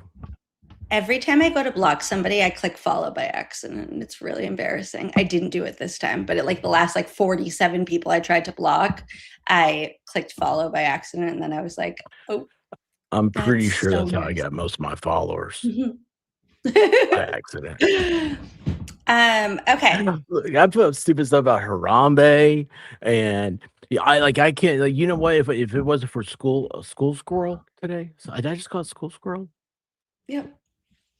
If it wasn't for squirrel school, you know what I'd be doing? I'd be talking about the White House put out a tweet about aliens today, and nobody seems to care. And that's how everything's been for like the last 5 or 6 years. And it's like, okay, nobody cares. It can be the most serious thing in the world. Everybody's like, okay. Everything is upside down. It's weird. But that's what I use Twitter for. It's a video game, you know? And you guys, don't take this. Don't be mean to Emily. If you're mean to Emily, Broken Baker has to sleep in a tent. The phone lines are open. Oh, yay! Call. Tell us all about your love life. No, don't do that. Yeah. Just call call and tell us Emily. about anything you want to. Yes. Tell us about your love And I will life. listen and be quiet. And I will You know what I'm talking translate. What was I used to listen, I've always listened to a lot of radio. And there used to be a radio thing. Makes sense. No gets it. Oh, I was getting ready to call. Somebody did it. Call from Cece. Cece. Hello, Emily. Did you block her? I just blocked her. Awesome. That's what you need to do. Period. End of subject. That woman is hateful. That's it. Just pure hatefulness. Cece, I feel like you've seen enough life to have the answer to this. Like, how do people get like that where they just are so wrong and so loud about it? I don't know. I have no idea. But it just like I would tell my children at school when they'd come home upset because somebody was being ugly to them. It's not anybody you need to worry about being friends with. Just walk away. Make friends with good people, nice people, people that you get along with, you know. Life's too short to deal with all that. So how was your week this week? I could not believe you emailed me back. I really couldn't. You have been so busy. Oh my gosh. On the Matas, on Mazas, on your directorial. Is that what she was making fun of? Your music video? Yeah, she was making fun of the Welcher video. Like, it's a fervent music video. How does it make you this angry? It was so awesome. Fervent. Yeah. Everything you did was fantastic. Your fault. So awesome. Can we blame fervent for everything? You know, don't let her get to you like that. It's not worth it. Oh my God, she's horrible. And she does it with such a, slow. Baker makes the best fun of her, the way she's all so slow and deliberate. You know, she's deliberately hateful. Yes. Oh, is she on a YouTube? Who can be that way? I don't know anybody that can I be know that she's way. a rando. I don't ever want to know anybody that can be that way. Yeah. And I would not even want to waste a second of my time with somebody like that. She needs to watch the trial, and she needs to watch Dr. Stonebridge. And you know what? You were so awesome when you came out and said what you did when you introduced the video about Rubia foreseeing things. Yeah. And then doing what she said. Well, you know, the very first person I sent an email to with that clip from, with all the timestamps from that video of the experts was to Aiden, because I knew he would be around them. Oh, goodness, my alarm is gone off. How do I turn it off? What is your alarm for? Medication. Oh. Old age comes with that. Oh, wait a second. Don't turn that off. But don't Go turn take your it. Yeah, medicine. don't go take your medicine and don't forget it. It's right here. It's right here. Go It's right take here. it. I'm We'll gonna wait. take it. We'll wait. I have to take it. But anyway, where was I? Oh, I forgot. Oh, Aiden was the very first person I emailed. Okay, Aiden, Brandy Churchwell, and then Kim come on, and she was a nurse. I said, okay, she needs to understand this stuff. She's in the medical field, okay? Brandy won't talk to me. And she will understand. Cece's been promoting your channel since 2024, and you didn't even know it. What? She No, sent he it to didn't. all these people. She sent your channel to Oh, Aiden, to Brandy Churchwell, to Nurse Kim. She sent that stream to all of them. Oh, that's crazy. Thank Melanie. you, Cece. To Melanie Little. Melanie I think played I sent it to the baker as well, but I know I sent it to Melanie, and I don't know. I'd have to go through my email and see everybody that I sent those to. But I was begging people to talk about it. I was calling into JFK's show, trying to get him to stop talking about the waterfall on repeat. Talk about something important, okay? This matters. His brother, his mother. They need to know what killed the man, because the Commonwealth is not telling them the truth. You know, I raised 4 children, and when you've never been to medical school, I've never been to medical school, okay? But when your child is sick and they have things wrong with them, and you got to learn things, and you got to understand what these doctors are fixing to do to your children, and you didn't know. You've got to know, you got to learn. I hate medical stuff too. I hate the news. But, you know, and my husband used to read the newspaper every day. I couldn't stand to read the newspaper. It's too depressing. But, you know, there are things in life you have to do, and you have to get educated on it because it matters to you. Your child matters to you. And their child, their son, Officer John O'Keefe, should be mattering to them as to why he died. Not listening to all these lies being spread by Tuesday and who's the redhead and all these other people. Good time, Joe Scott. Somebody has oh my gosh, Lenahan and all them, they just, with the metadata and with that stuff and everything, it did not matter. And the thing is like, I was sending these emails out because I could not understand how the first jury did not acquit her. Something was not right with that. Cece, did you see the interview at BC, or like the forum that they did at BC with Adam Deitch?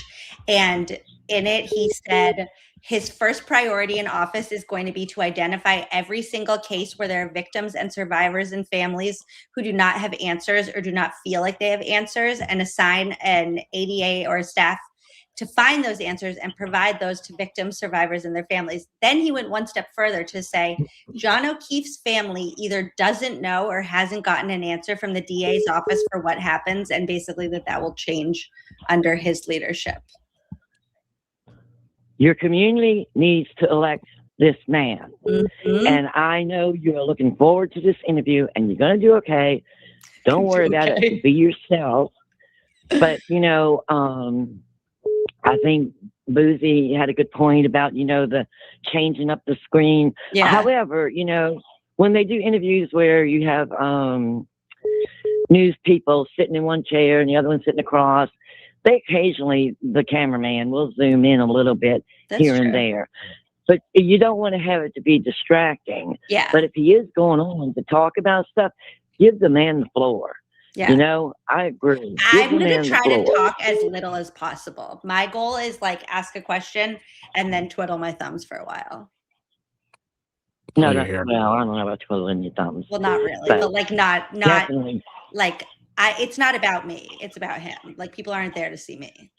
It's about you and your family and everybody in your community. Mm-hmm. They need to know what this man is planning to do and how he will do this stuff. Now, last week we had my daughter's car. Oh, I hate this town, but we got ripped off. She got ripped off by mechanics, and we had to go a 2-hour drive west of here to pay all over again to get it fixed again. And it was just all headaches. But I was trying to look up. I don't know if you ever watched Duty Ron, but he has a forensic person that is on his show, Ed Wallace, who's, they both have been in the police force, okay? But he's a forensic specialist. And they had done a video during the camera. Oh, this man, he was so funny. He would get so irritated with the way they did the forensics in this trial. It was driving him crazy. But he also talks about, he's written many books, and he's also talked about cold cases and things that they can do later. Like when they were talking about who's that serial killer up around Melanie's area that they finally got, that killed all them women. But they were talking about him or something. Oh, something. Rex Uriman. Uriman. All I could think of was Ure. Rex Uriman? The Long Island serial killer, Lisk. Yes, him. I thought she was in Denver. And, I would love to know if Adam Deitch knows whether or not. I wish I could have found. I was trying to find those clips. So I would like to find those clips to send to you, where he talks about stuff that they do go back and do and can do, and that would be awesome. I think for you to know about and maybe ask him: is that a possibility? Is it something that can happen? That house is still there. Okay, I know different people lived in it. They've done different work. They've cleaned it up. And they probably knew how, being the line of work they were in. But I don't know if there's hope, because I sure would love to see justice for Officer John O'Keefe. And everybody's doing what they can. Oh my gosh, that hearing yesterday with the whole row of the people in that last pew. At that hearing, it just made me sick looking at them. I can't believe they're doing what they're doing, and costing Aiden and Karen more heartache and headache and money. It's ridiculous.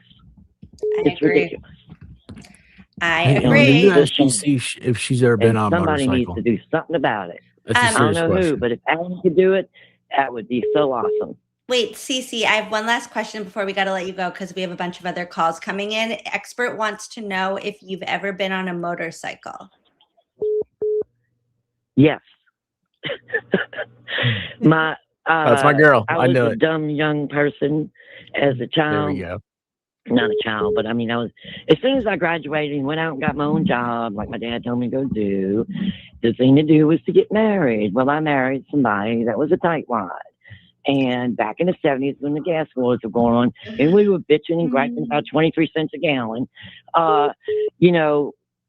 we rode a motorcycle to and from work and stuff. So, yeah, been on a motorcycle. You're very, Makes your very butt cool. sore if you're on it for a long time. Love you, CC. You're very cool. I'm getting yelled at by the chat because we need to take some other calls, but we can't wait to talk to you next time. Love you guys. All right. Bye-bye. Love you, CC. You too. Bye. Why would I ask? Why would I even ask that, right? You needed to. How'd I know? Oh. Did lose somebody?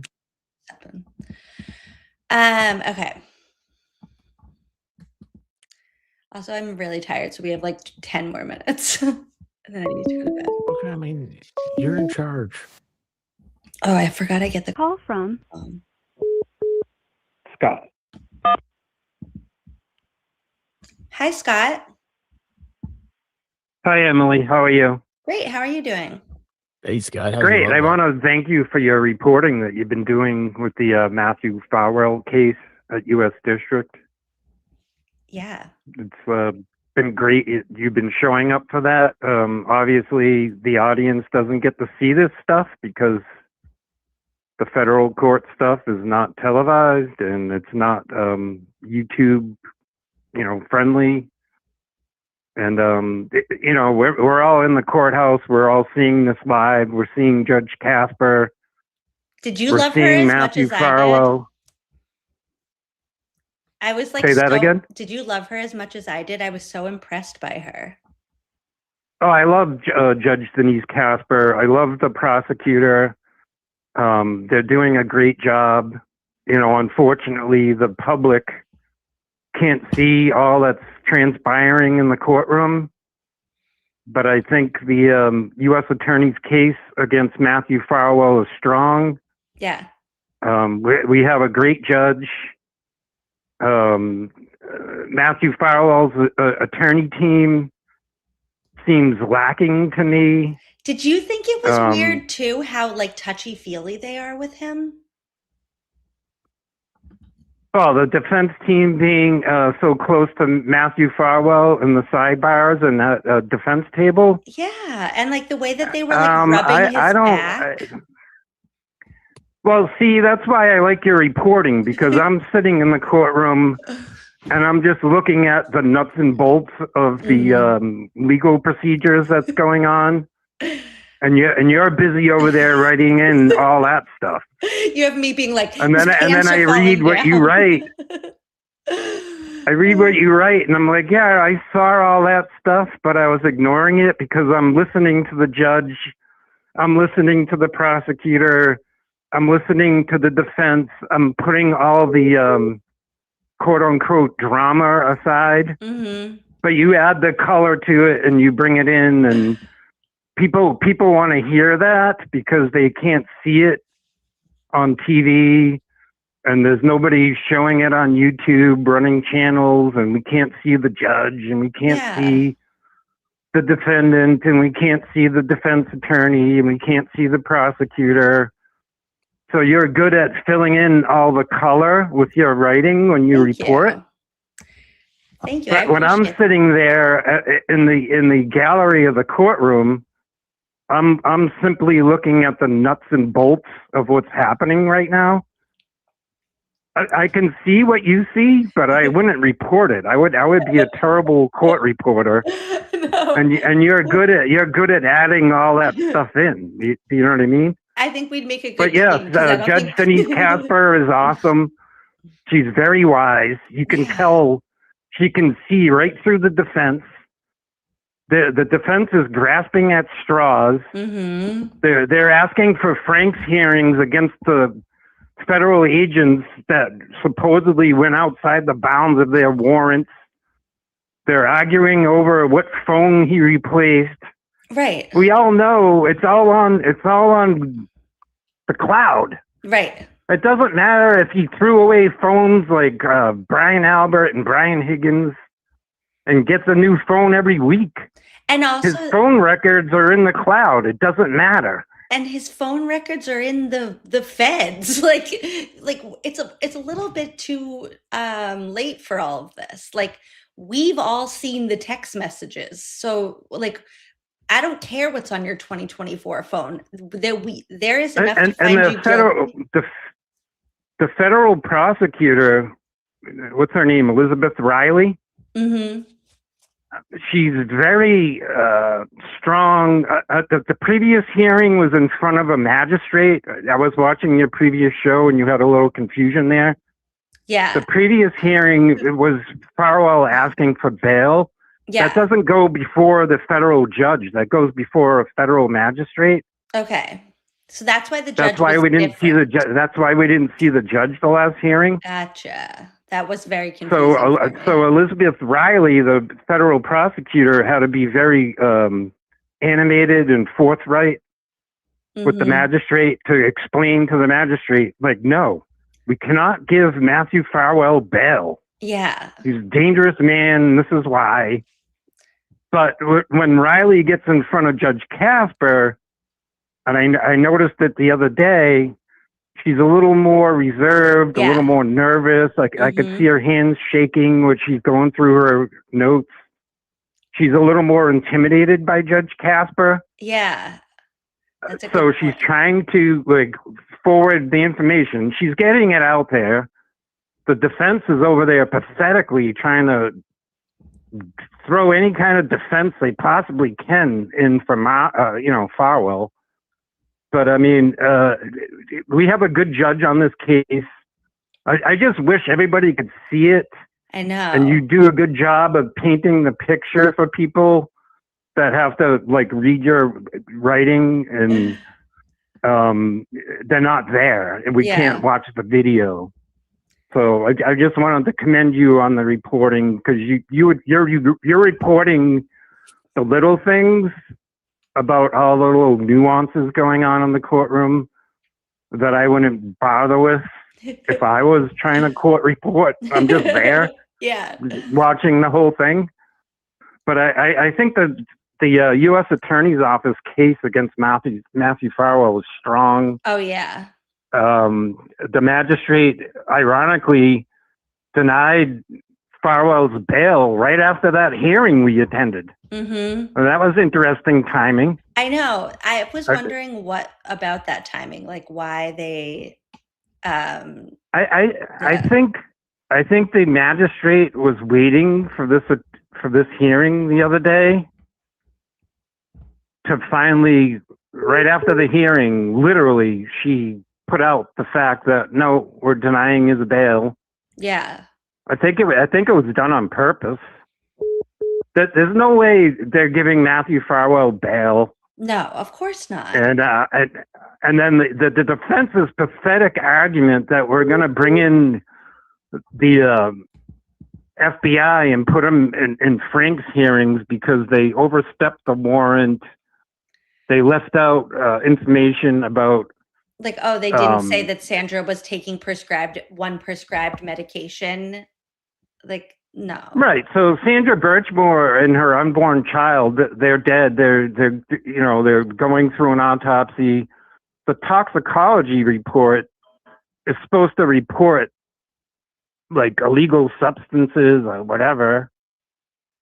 The defense is reaching and grasping, trying to say, well, she was on, psychotropic medication. So therefore the feds were wrong in their toxicology report. I mean, that's a reach. It's stupid. Judge Casper sees right through it. And the defense is arguing, well, he has a 2024 phone. He has a 2021 phone. And they kept harping on the 2024 phone. Like anything I got off of that phone doesn't attach to the Google Cloud. Right. With his phone that goes all the way back to the day he murdered Sandra Birchmore. Exactly. So the judge is very wise. She's very succinct. So will she be the judge for She's not rude to anybody. No, not at all. I can't even picture her ever being rude. Is she the judge for the whole trial? I hope she is. Me too. She's excellent. Her. Yeah. She's not. She sees when you look at judges, and I'm very critical of judges, especially Massachusetts ones that I can't stand. I mean, they make it pretty easy. I can see Judge Casper as being very wise, very succinct. She's on the bench for a reason. She's good. She can see through these lawyers' bullshit, and she's not taking it, but she's not rude about it either. Not at all. She's like so sweet about it. It's like she will not adorable. be the judge. Oh man. I mean, Matthew Farwell's defense team, talk about a hill to climb, quote unquote. Yeah. They're in big trouble. I don't even know why. Once this gets in front of a jury, go home. He's dead in the water. This guy. Yeah. There's no way. But the funny thing that what drives me crazy about this case is the media ignores it. The fact is, D.A. Morrissey's office let him go. D.A. Morrissey's now defunct, practically disgraced. What's left of them, State Police Detective Unit. Proctor's fired. Buchanan rehomed. Tully rehomed. Pacheco rehomed. Michael Morrissey's DA's office is literally a ship aflame, sinking. Yeah. And the fact that the feds had to come in and arrest Matthew Farwell for the murder of Sandra Birchmore just shows the whole world how corrupt D.A. Morrissey's office is and how broken the system in Massachusetts is, with all these state police detective units handpicked under the roof of each county detective in Massachusetts. I wish the federal case was broadcast to the world, because as much as the Karen Reed case exposed to the world the corruption, this case would blow it out of the water, because when this case goes to trial, it's only going to show the corruption that was in that office. Michael Morrissey's DA detective group literally ignored the fact that a Stoughton police officer murdered Sandra Birchmore in Canton. The Canton police covered it up. DA Morrissey's State Police Detective Unit covered it up. And it took the feds to come in and fix it. Yeah. And some people in the public don't want to realize how corrupt their government is. They don't want to realize how corrupt their DA can be. They don't realize how screwed up their local police department can be. They don't want to realize their DA is a total mess. A career political hack like Michael Morrissey that's been in office since 1977. He ran for his first election in 1976 when we celebrated our nation's bicentennial. That fat blob has been in office in Massachusetts that long. He's been in office since before he was a fat blob. And now he's trying to hand the baton over to Connor, who's a lawyer that happens to work under Morrissey's office. And Michael Morrissey's going to hand his complete war chest via the Democratic Party right over to Michael Connor, trying to fight Adam Deitch. Deitch is trying to come in saying, hey, I work for the feds. I saw how corrupt this office was. I'm going to try to fix it. Yeah. But Deitch is going up against the machine in Massachusetts. Michael Morrissey's a legacy political hack that has all the money behind him, and he's going to throw it all to Connor. And Adam Deitch is just this guy like, hey, I work for the feds. I know how corrupt these people are. I actually sold my condo in Boston and moved to Quincy, right next door to Michael Morrissey. And now I'm going to run for DA in Norfolk County because I know how corrupt these people are. And people in the county, in the state, see it. They're out there holding Adam Deitch signs. But Michael Morrissey is the legacy power. He's going to hand all his money over to Connor, his top ADA, who was afraid to prosecute Karen Reed. And now he pretends he knows nothing. Doesn't know what happened. We just make the donuts every day in DA Morrissey's office. We're the good guys. Vote for me. It's sickening. But hopefully the results of this trial of Matthew Farwell brings out even more of the corruption that was behind all this. Why did the U.S. attorney have to step into Norfolk County and arrest a Stoughton police officer for the murder of Sandra Birchmore? Answer is corrupt. And Scott, we're gonna I see gotta the end of this. because I have a call coming in that looks like a cool area code, not from around Thank you, here, so I Scott. got to answer that. But Scott, you're phenomenal, and we love you so much, and we'll talk to you again soon. Call from Mitch. To accept, press 1. To send a voicemail, press 2. I read up all about the magistrate while you were talking. Hello. I had no idea. Hello. Hello. I knew it sounded like a cool area code. Yeah. Hi. Hi. Is that Emily? Yes. How are you? Oh my gosh, it's Mitch. It's from New Zealand. Hi. Hi. You have the cutest Holy cow, voice. New Zealand. I told you she was calling from New Zealand. I had to hang up on Scott. I'm Well, you said sorry. a cool area code. Yeah. I'm the zookeeper. Yes, you're How so are you? fantastic. How are you? She It sends the is nice like messages. 1:37 in I'm the going to make afternoon over this there. short because you've got so many people wanting to talk to you. But I'm so excited. I've got a hair dye on, and I've got crinkling in my ears because of the hair dye cover. Can't hear anything. How are you? And I'm great. I What feel color like are I'm we talking going to, with? I feel like I'm talking to Bluey. Yeah, what color are we dyeing our hair? I'm just actually stripping the sort of color I had and going back to sort of like my blondie sort of color. Ooh. Funny. Oh my God. Lovely. Oh, we've got so many Blondes have animals more in fun. I always send you little bits about the animals in Yeah, New she's a Zealand, you know, zookeeper. the little interesting. Yeah, we've got one of the only Tasmania's not in New dinosaurs in the Zealand, is world it? in New Zealand called the tuatara. That's so I like the cool. Tasmanian It's devil. it's a svenendon, yeah, like a beak-nosed dinosaur, and the females can lay their eggs at different depths to get a male or a female. Wow. So they can choose? Yeah. What kind of animal? Yeah, They can they can choose. Oh, there's my dog. They can choose if they're gonna have a boy or a girl. That's some science right there. What kind of animal is this? Yeah, right. What's it But called? I'm so excited, you guys. The animal? Sorry? What's the animal called? Well, tuatara. That's spelled T-U-A.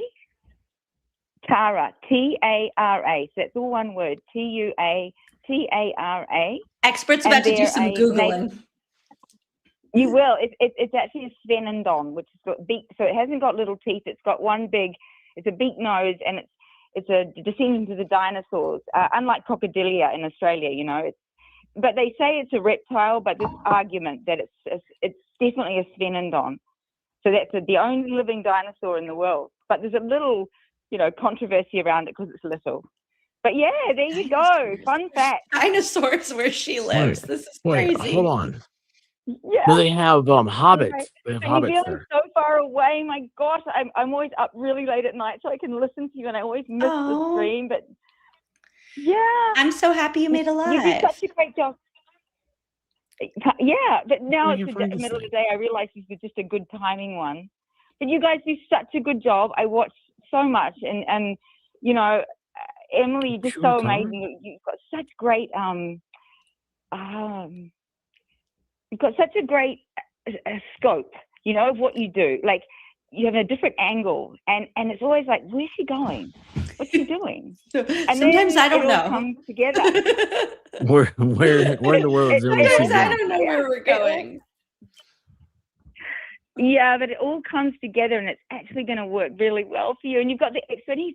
You know, at first I'm like, hey, hang on, what's going on? And he's so cool, and he's just great.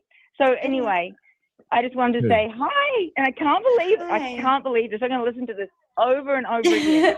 I'm so grateful for you for calling, and you always leave the most thoughtful comments and emails, and I just really appreciate like your support and just how engaged you are, and it makes it easier for me to continue doing things like this when I know that there's like somebody in New Zealand that's excited about it. Oh yeah, that's awesome. Does That's she know so what a great. I don't cassowary like all is? the rubbish, you know, but you know, They you have can, cassowaries? it's so great just to. I only can have time to follow and to look at about 3 people, like, you know, and we always circle the same drain, you know, all of us. It's not a drain, so much all a right. drain, but you know what I mean. I Yeah, am. like Melanie A and stuff. toilet bowl. Right. But sometimes, you know, I guess I like Turtle Boy. It took a while for me to get used to. Sometimes I have to fast forward it. But I always save yours and listen to them all the way through. You know. I really So thank you appreciate for that. having me. Thank you for calling. That really means a lot. You're fantastic. I'll talk to you again big soon. kisses. Bye-bye. Bye. She's so nice. Tatuary, I have that wrong. I don't think I couldn't find it. I found now you know what a cassowary is though, right? The bird. It's like a dinosaur. It's Australian though, I think. They're mean. No. They're real mean. New friend. Call from Natalie. You guys have to say your names. To accept, press. Was that Emily? Emily's calling? Hello? Hey. Hi. Who's this? This is Natalie. Hi, Natalie. How are you? Hi, Natalie. Good. I loved all the other callers. And I agreed with everything Scott said about you doing a great job reporting with the Birchmore case. Thank you. But I do have a feeling that in like 2 years we're gonna have to replay that for expert after he's done Squirrel School on the Birchmore case. That's such a good I'm point. trying to keep. I want to keep up with that one. I didn't know it was happening right now, and it's Yeah, got a lot of stuff on my table. So yesterday I got some exciting news. I make traveling exhibitions for museums, and we're talking.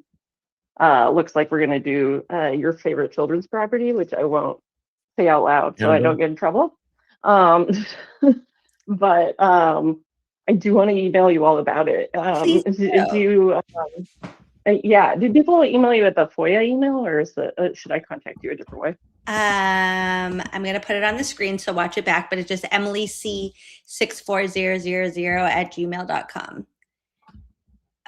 Great. Because how incredible. Infrequently I check that email. I check the FOIA one even more infrequently. I need somebody to force me to check my email. There's so many. I'm the worst. I'm sorry. I promise you check your email more than I check mine. Well, I used to check my email like nonstop, and then once I started this, and then I started actually getting emails. Then my mom was like, "How come you never respond to my emails anymore?" And I'm like, "I don't check my email anymore." Yeah, I hate email. Yeah, I mean that's fair. But yes, please email me because I will check from it. An email.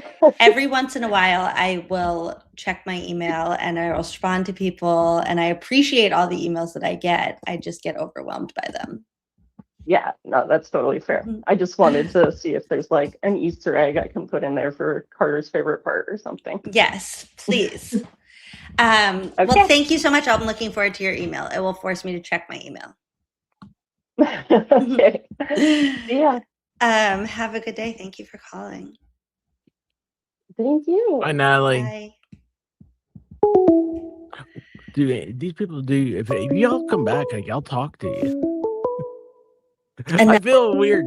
They're so excited about you, Emily. I'm like, no, they can't hear you. Well, I know that. Riley. To accept, press 1. To send a voice. Hello? Hello, Emily. I just wanted to say hello from Australia as well. And hello, New Zealand, my neighbour. Hi. Hi. Your phone is kind of scratchily. Oh, is it? Hang on. How's that if I move a bit? Still scratchily. But it might be because you're calling all the way from Australia. It might be. I'm under the house. Hang on, if I walk out the backyard. I don't know if this will get through. Just wanted to say thank goodness Melanie brought you to us because you're fantastic and hi expert. That's pretty all. So much. You're awesome. I love Australia. Thank you so much. You're fantastic. No. Listen to this back and you'll see what I mean by it being scratchy, and then call again when we fix that because I don't want to hurt people's ears. But we love you. Sorry, everybody. So like Australians, at least for me, like in my demographic, they make up like probably like 0.3%. Like I have more people from, I don't know, Denmark. I don't have anybody from Denmark listening to me, but you get the point. Like some weird place I've never heard of before. But Australians are always the most vocal in the chat. I love that. Anybody from Australia, I want to be like, do you know Bluey? Okay, that's from the last one. Jeremy. How come you guys to accept? Press 1. Hello? Emily? Hello, who's this? Hi. So in chat. I'm JC the Music Man. Hi, JC the Music I'm Man. Jeremy from Sacramento. Jeremy from Sacramento. I like your energy. Oh, Sacramento. Yeah. Oh my gosh. Just I as Mighty a Ducks, right? teacher, you're so creative and always entertaining, comfortable in front of a whole crowd. It's been great. It was such a delight to see you go from the hits person on what was it, the Wilbur, and then and then with Sam. Oh, I love her. She's awesome too. She's amazing. Can I ask you a question? Can you tell us about the music Yes, that you play? Everything. Been playing the trumpet since the 5th grade. Was in the army band for a long time. As a trumpet player, as a bass player, as a tuba player. I sing, and which actually is my thing. So you recently did an update to Melanie Little's channel intro, and the funny thing is, I actually I have the tools like Ableton and things like this, and I keep meaning to. I want to recreate it for her because I know that she would love live music, but and you can combine your your video, but there's a few lyrics that I'm not quite sure about, but I don't want to get wrong. You're asking the wrong. I can give you if you email me, I can send you the email address of Melissa who created the song, because honestly, there's a couple lyrics in there that I don't know either. The one thing I will say is that Melissa also did create a second version of when I made the new video, and Melanie is like a purist to the original song and didn't use the second version. So I have like an uncut version of Melanie Little's intro I could show you guys sometime. That's a completely different version of the song. Actually, maybe I'll show you guys before we go tonight. You did the music for? What's so funny is that I'm actually video. I'm a purist as well. Like once you've heard the original, like because like I've literally performed like rock band songs and stuff like that, and I personally have to just mimic what I hear. I don't like. I even get mad when bands like don't play their own songs in concert like the same way that they do on the album. Yeah, because we hear it so many times. It's like, okay. And that song, the thing about the song that cracks me up, I mean, it's perfect. It really is. It's catchy. It's the lyrics, although what is it? Grok or ChatGPT will like kind of like, oh, those are made up, Jewish words or whatever, but they're catchy and they fit right in with the, the ridiculous insanus or whatever. Anyway. Yeah. Wait, this just made me think. And then I've yeah, go ahead. I was just gonna say I've to also mention your guest. I've thoroughly enjoyed, because I happened to catch the Squirrel School from the beginning, and it's been so cool to watch somebody new like catch, because it's this case is one of those anomalies that it's our brains want solved. We want mysteries solved, right? And so, and it's so fun. It's kind of like we want to relive it. So it's like, okay, it's fun to vicariously. Okay, now I get to teach somebody new that like their mind. You get to watch their mind get blown. Yeah. I don't have much of a mind. Yeah. So. No, I feel. And then of course, just like to be your own unique skits have been so hilarious and great. Thank you. I appreciate that. I feel like I need to put all my skits into like one video, because like there's some that I forgot about, and if I like put them all in one video, then I'll know that they exist. So that's on the to-do list at some point in my life. Will you ask? It's Jeremy, right? Expert has a question for you, Jeremy. Hold on. Will you ask him what Louis Armstrong song he would recommend as a trumpet player? What Louis Armstrong song would you recommend as a trumpet player?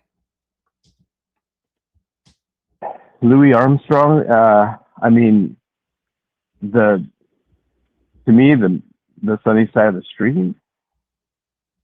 Sunny Side of the Street. Sunny Side of the Street. Man. Yeah, it's like the one at the end. I always remember at the end of You've Got Mail. Tom Hanks and Meg Ryan. Great movie. I've seen Pretty it. sure. I haven't know seen they it. play in that song. I just can't remember if it's his version or not. But let me think. On the Sunny Side of the Street by Louis Armstrong. You also Check hear it it out tonight. in Wally. Another movie I've seen and love. Wally. Oh, this guy's done his homework. Eva. Yes. Oh my gosh. No, totally. I have 4 kids, and my 2 older ones, when they were little, like I played all of the Pixar movies so many times that I couldn't tell you. I memorized I could memorize the audio, the lines, because they were always playing in the background. I love that. Finding Nemo was also, but yeah, like I've seen all of them. You're speaking my language. These are the only movies I've ever seen. well, the thing that as a parent, you just love the fact that okay, these aren't boring. They put things in to entertain us too, right? Mm-hmm. Exactly. Okay, I need to say goodnight because I actually need to put myself to bed because otherwise I'm not going to. But thank you so much for calling. Thank you, Jeremy. Jeremy, we really appreciate you. Absolutely. Sunny Thanks Side for of the putting the lines. weekend, And yeah. I forget the expert's name. You get Expert. See you later, expert and Emily. Bye. Good night. Okay, that needs to be the last one because I said I was going to put myself to bed at a normal time, and I need to. Next one time, we're just going to do calls the whole time. Awesome. Star Wars, which don't ask me. It's basically No, like I saying don't someone ask knows questions like that. Like Lord of the Rings, don't ask questions like that. Don't ask. Wait, do you guys want to see the unreleased Yes. Melanie Little theme song that never was? Hold on, let me make sure this was it. Is it the theme song? So you, Okay, wait. you did the Okay, video? you guys, this is actually gonna blow your mind. Do you want to see the unreleased? So I made the video. I did not make the song. I don't even know if I'm allowed to do this, but why not? Because it's not nothing's happening Hey, she anywhere played else. my Arabia video before asking me. Well, this is No one cares. It's YouTube. No, this is Yeah, she's literally cool. having an unreleased Dave Matthews Band cut that nobody's ever seen. Okay, are you ready? This is crazy, you guys. Yeah. Be cool, be kind, be classy. Cupcakes are sweet and sassy. Have fun, enjoy the journey. Just have a good attorney. And no big whoop, and no biggie. She lives near New York City. And not just a YouTube show. When you know, you better grab a straw. Learning about the law. It's cool here in the shade. Sipping motions in lemonade. Oh, cool heads will prevail. Kindness will never fail. Be classy and vastly wise. Oh, Melanie Little is going live. Oh no, where is Melanie? Follow the island's melody. Is a concert within reach. No surprise, she's at Jones Beach. She heard some music far away. Captain Jack Sag Harbor Bay. He sings and his piano plays. Not all sounds are waterways. Speaking Yiddish and Latin. It's not just for Manhattan. It's Fakakta and Mishegas. Ridiculum estet insanus. Oy vey Marcus Proce. That's for schmucks. Woo! Be cool, be kind, be classy. Cupcakes, sweet and sassy. Not just a YouTube show. And you know. Cool heads will prevail. Kindness will never fail. Be classy and vastly wise. Melanie Little is going live.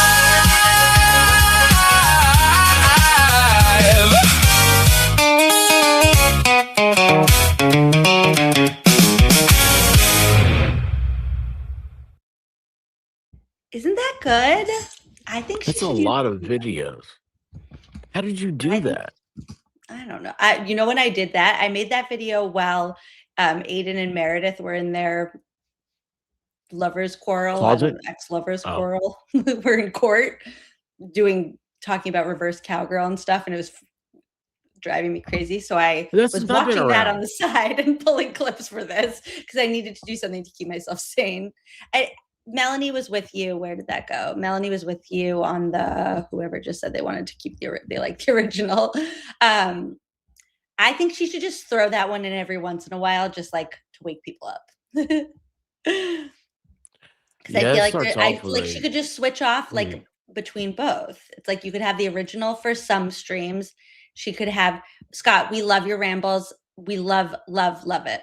I would not have it any other way. Thank you, love from Tejas. Scott, you're cool, man.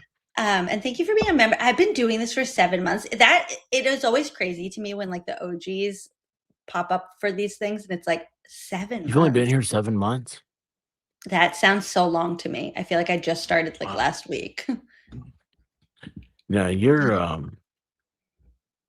had a long conversation about you today. It was a good one. About me? Yeah, about you. With who? Very positive. I need to go to bed. No, I need to go to bed before midnight. It's 11:58. I have 2 minutes. Oh, I try. You turn into a pumpkin.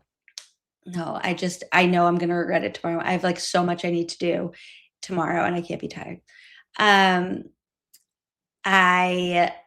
hate doing this when we're like having fun, and I literally could do this for so much longer, but I need to say goodnight. You're the best. Have so much fun. I can't wait to follow everything that you're doing in Dollywood. Broken Baker's coming in town. Do you know how stressful that is? Do you know his favorite word is? No. Okay. You take him somewhere, you're like, hey man, like this is like biscuits and gravy. Everybody loves this. He take a bite, he'll say, it needs salt. Okay, good night, everybody. You're the best. Thank you, Emily. I will see you many moons from now. This is so many. I can't wait to hear all of the stories. The Squirrel School after this is just going to be like debriefing Dollywood. Good night, everybody. Chad, I bought 2 boxes of Johnny Pops today, and I didn't have any of them. Because I told him it was weird to eat a popsicle on the stream. Okay, good night, everyone. If you need a place to breathe, some stress to just relieve, then come watch Emily see, where we keep it drama free. We want justice for John O'Keefe, Aiden and Kelsey, waved bye bye to Morrissey. Let's clean up Norfolk County. Emily C, the one we need, reading sidebars with Corey, writing Hank diaries, giving the people what they need. It's my pleasure to entertain, keeping you laughing makes my day. Positivity all the way. What do we tell Satan? Not today. And now it's time to say goodbye. But before we say goodnight, just keep one thing in mind. Please like, comment,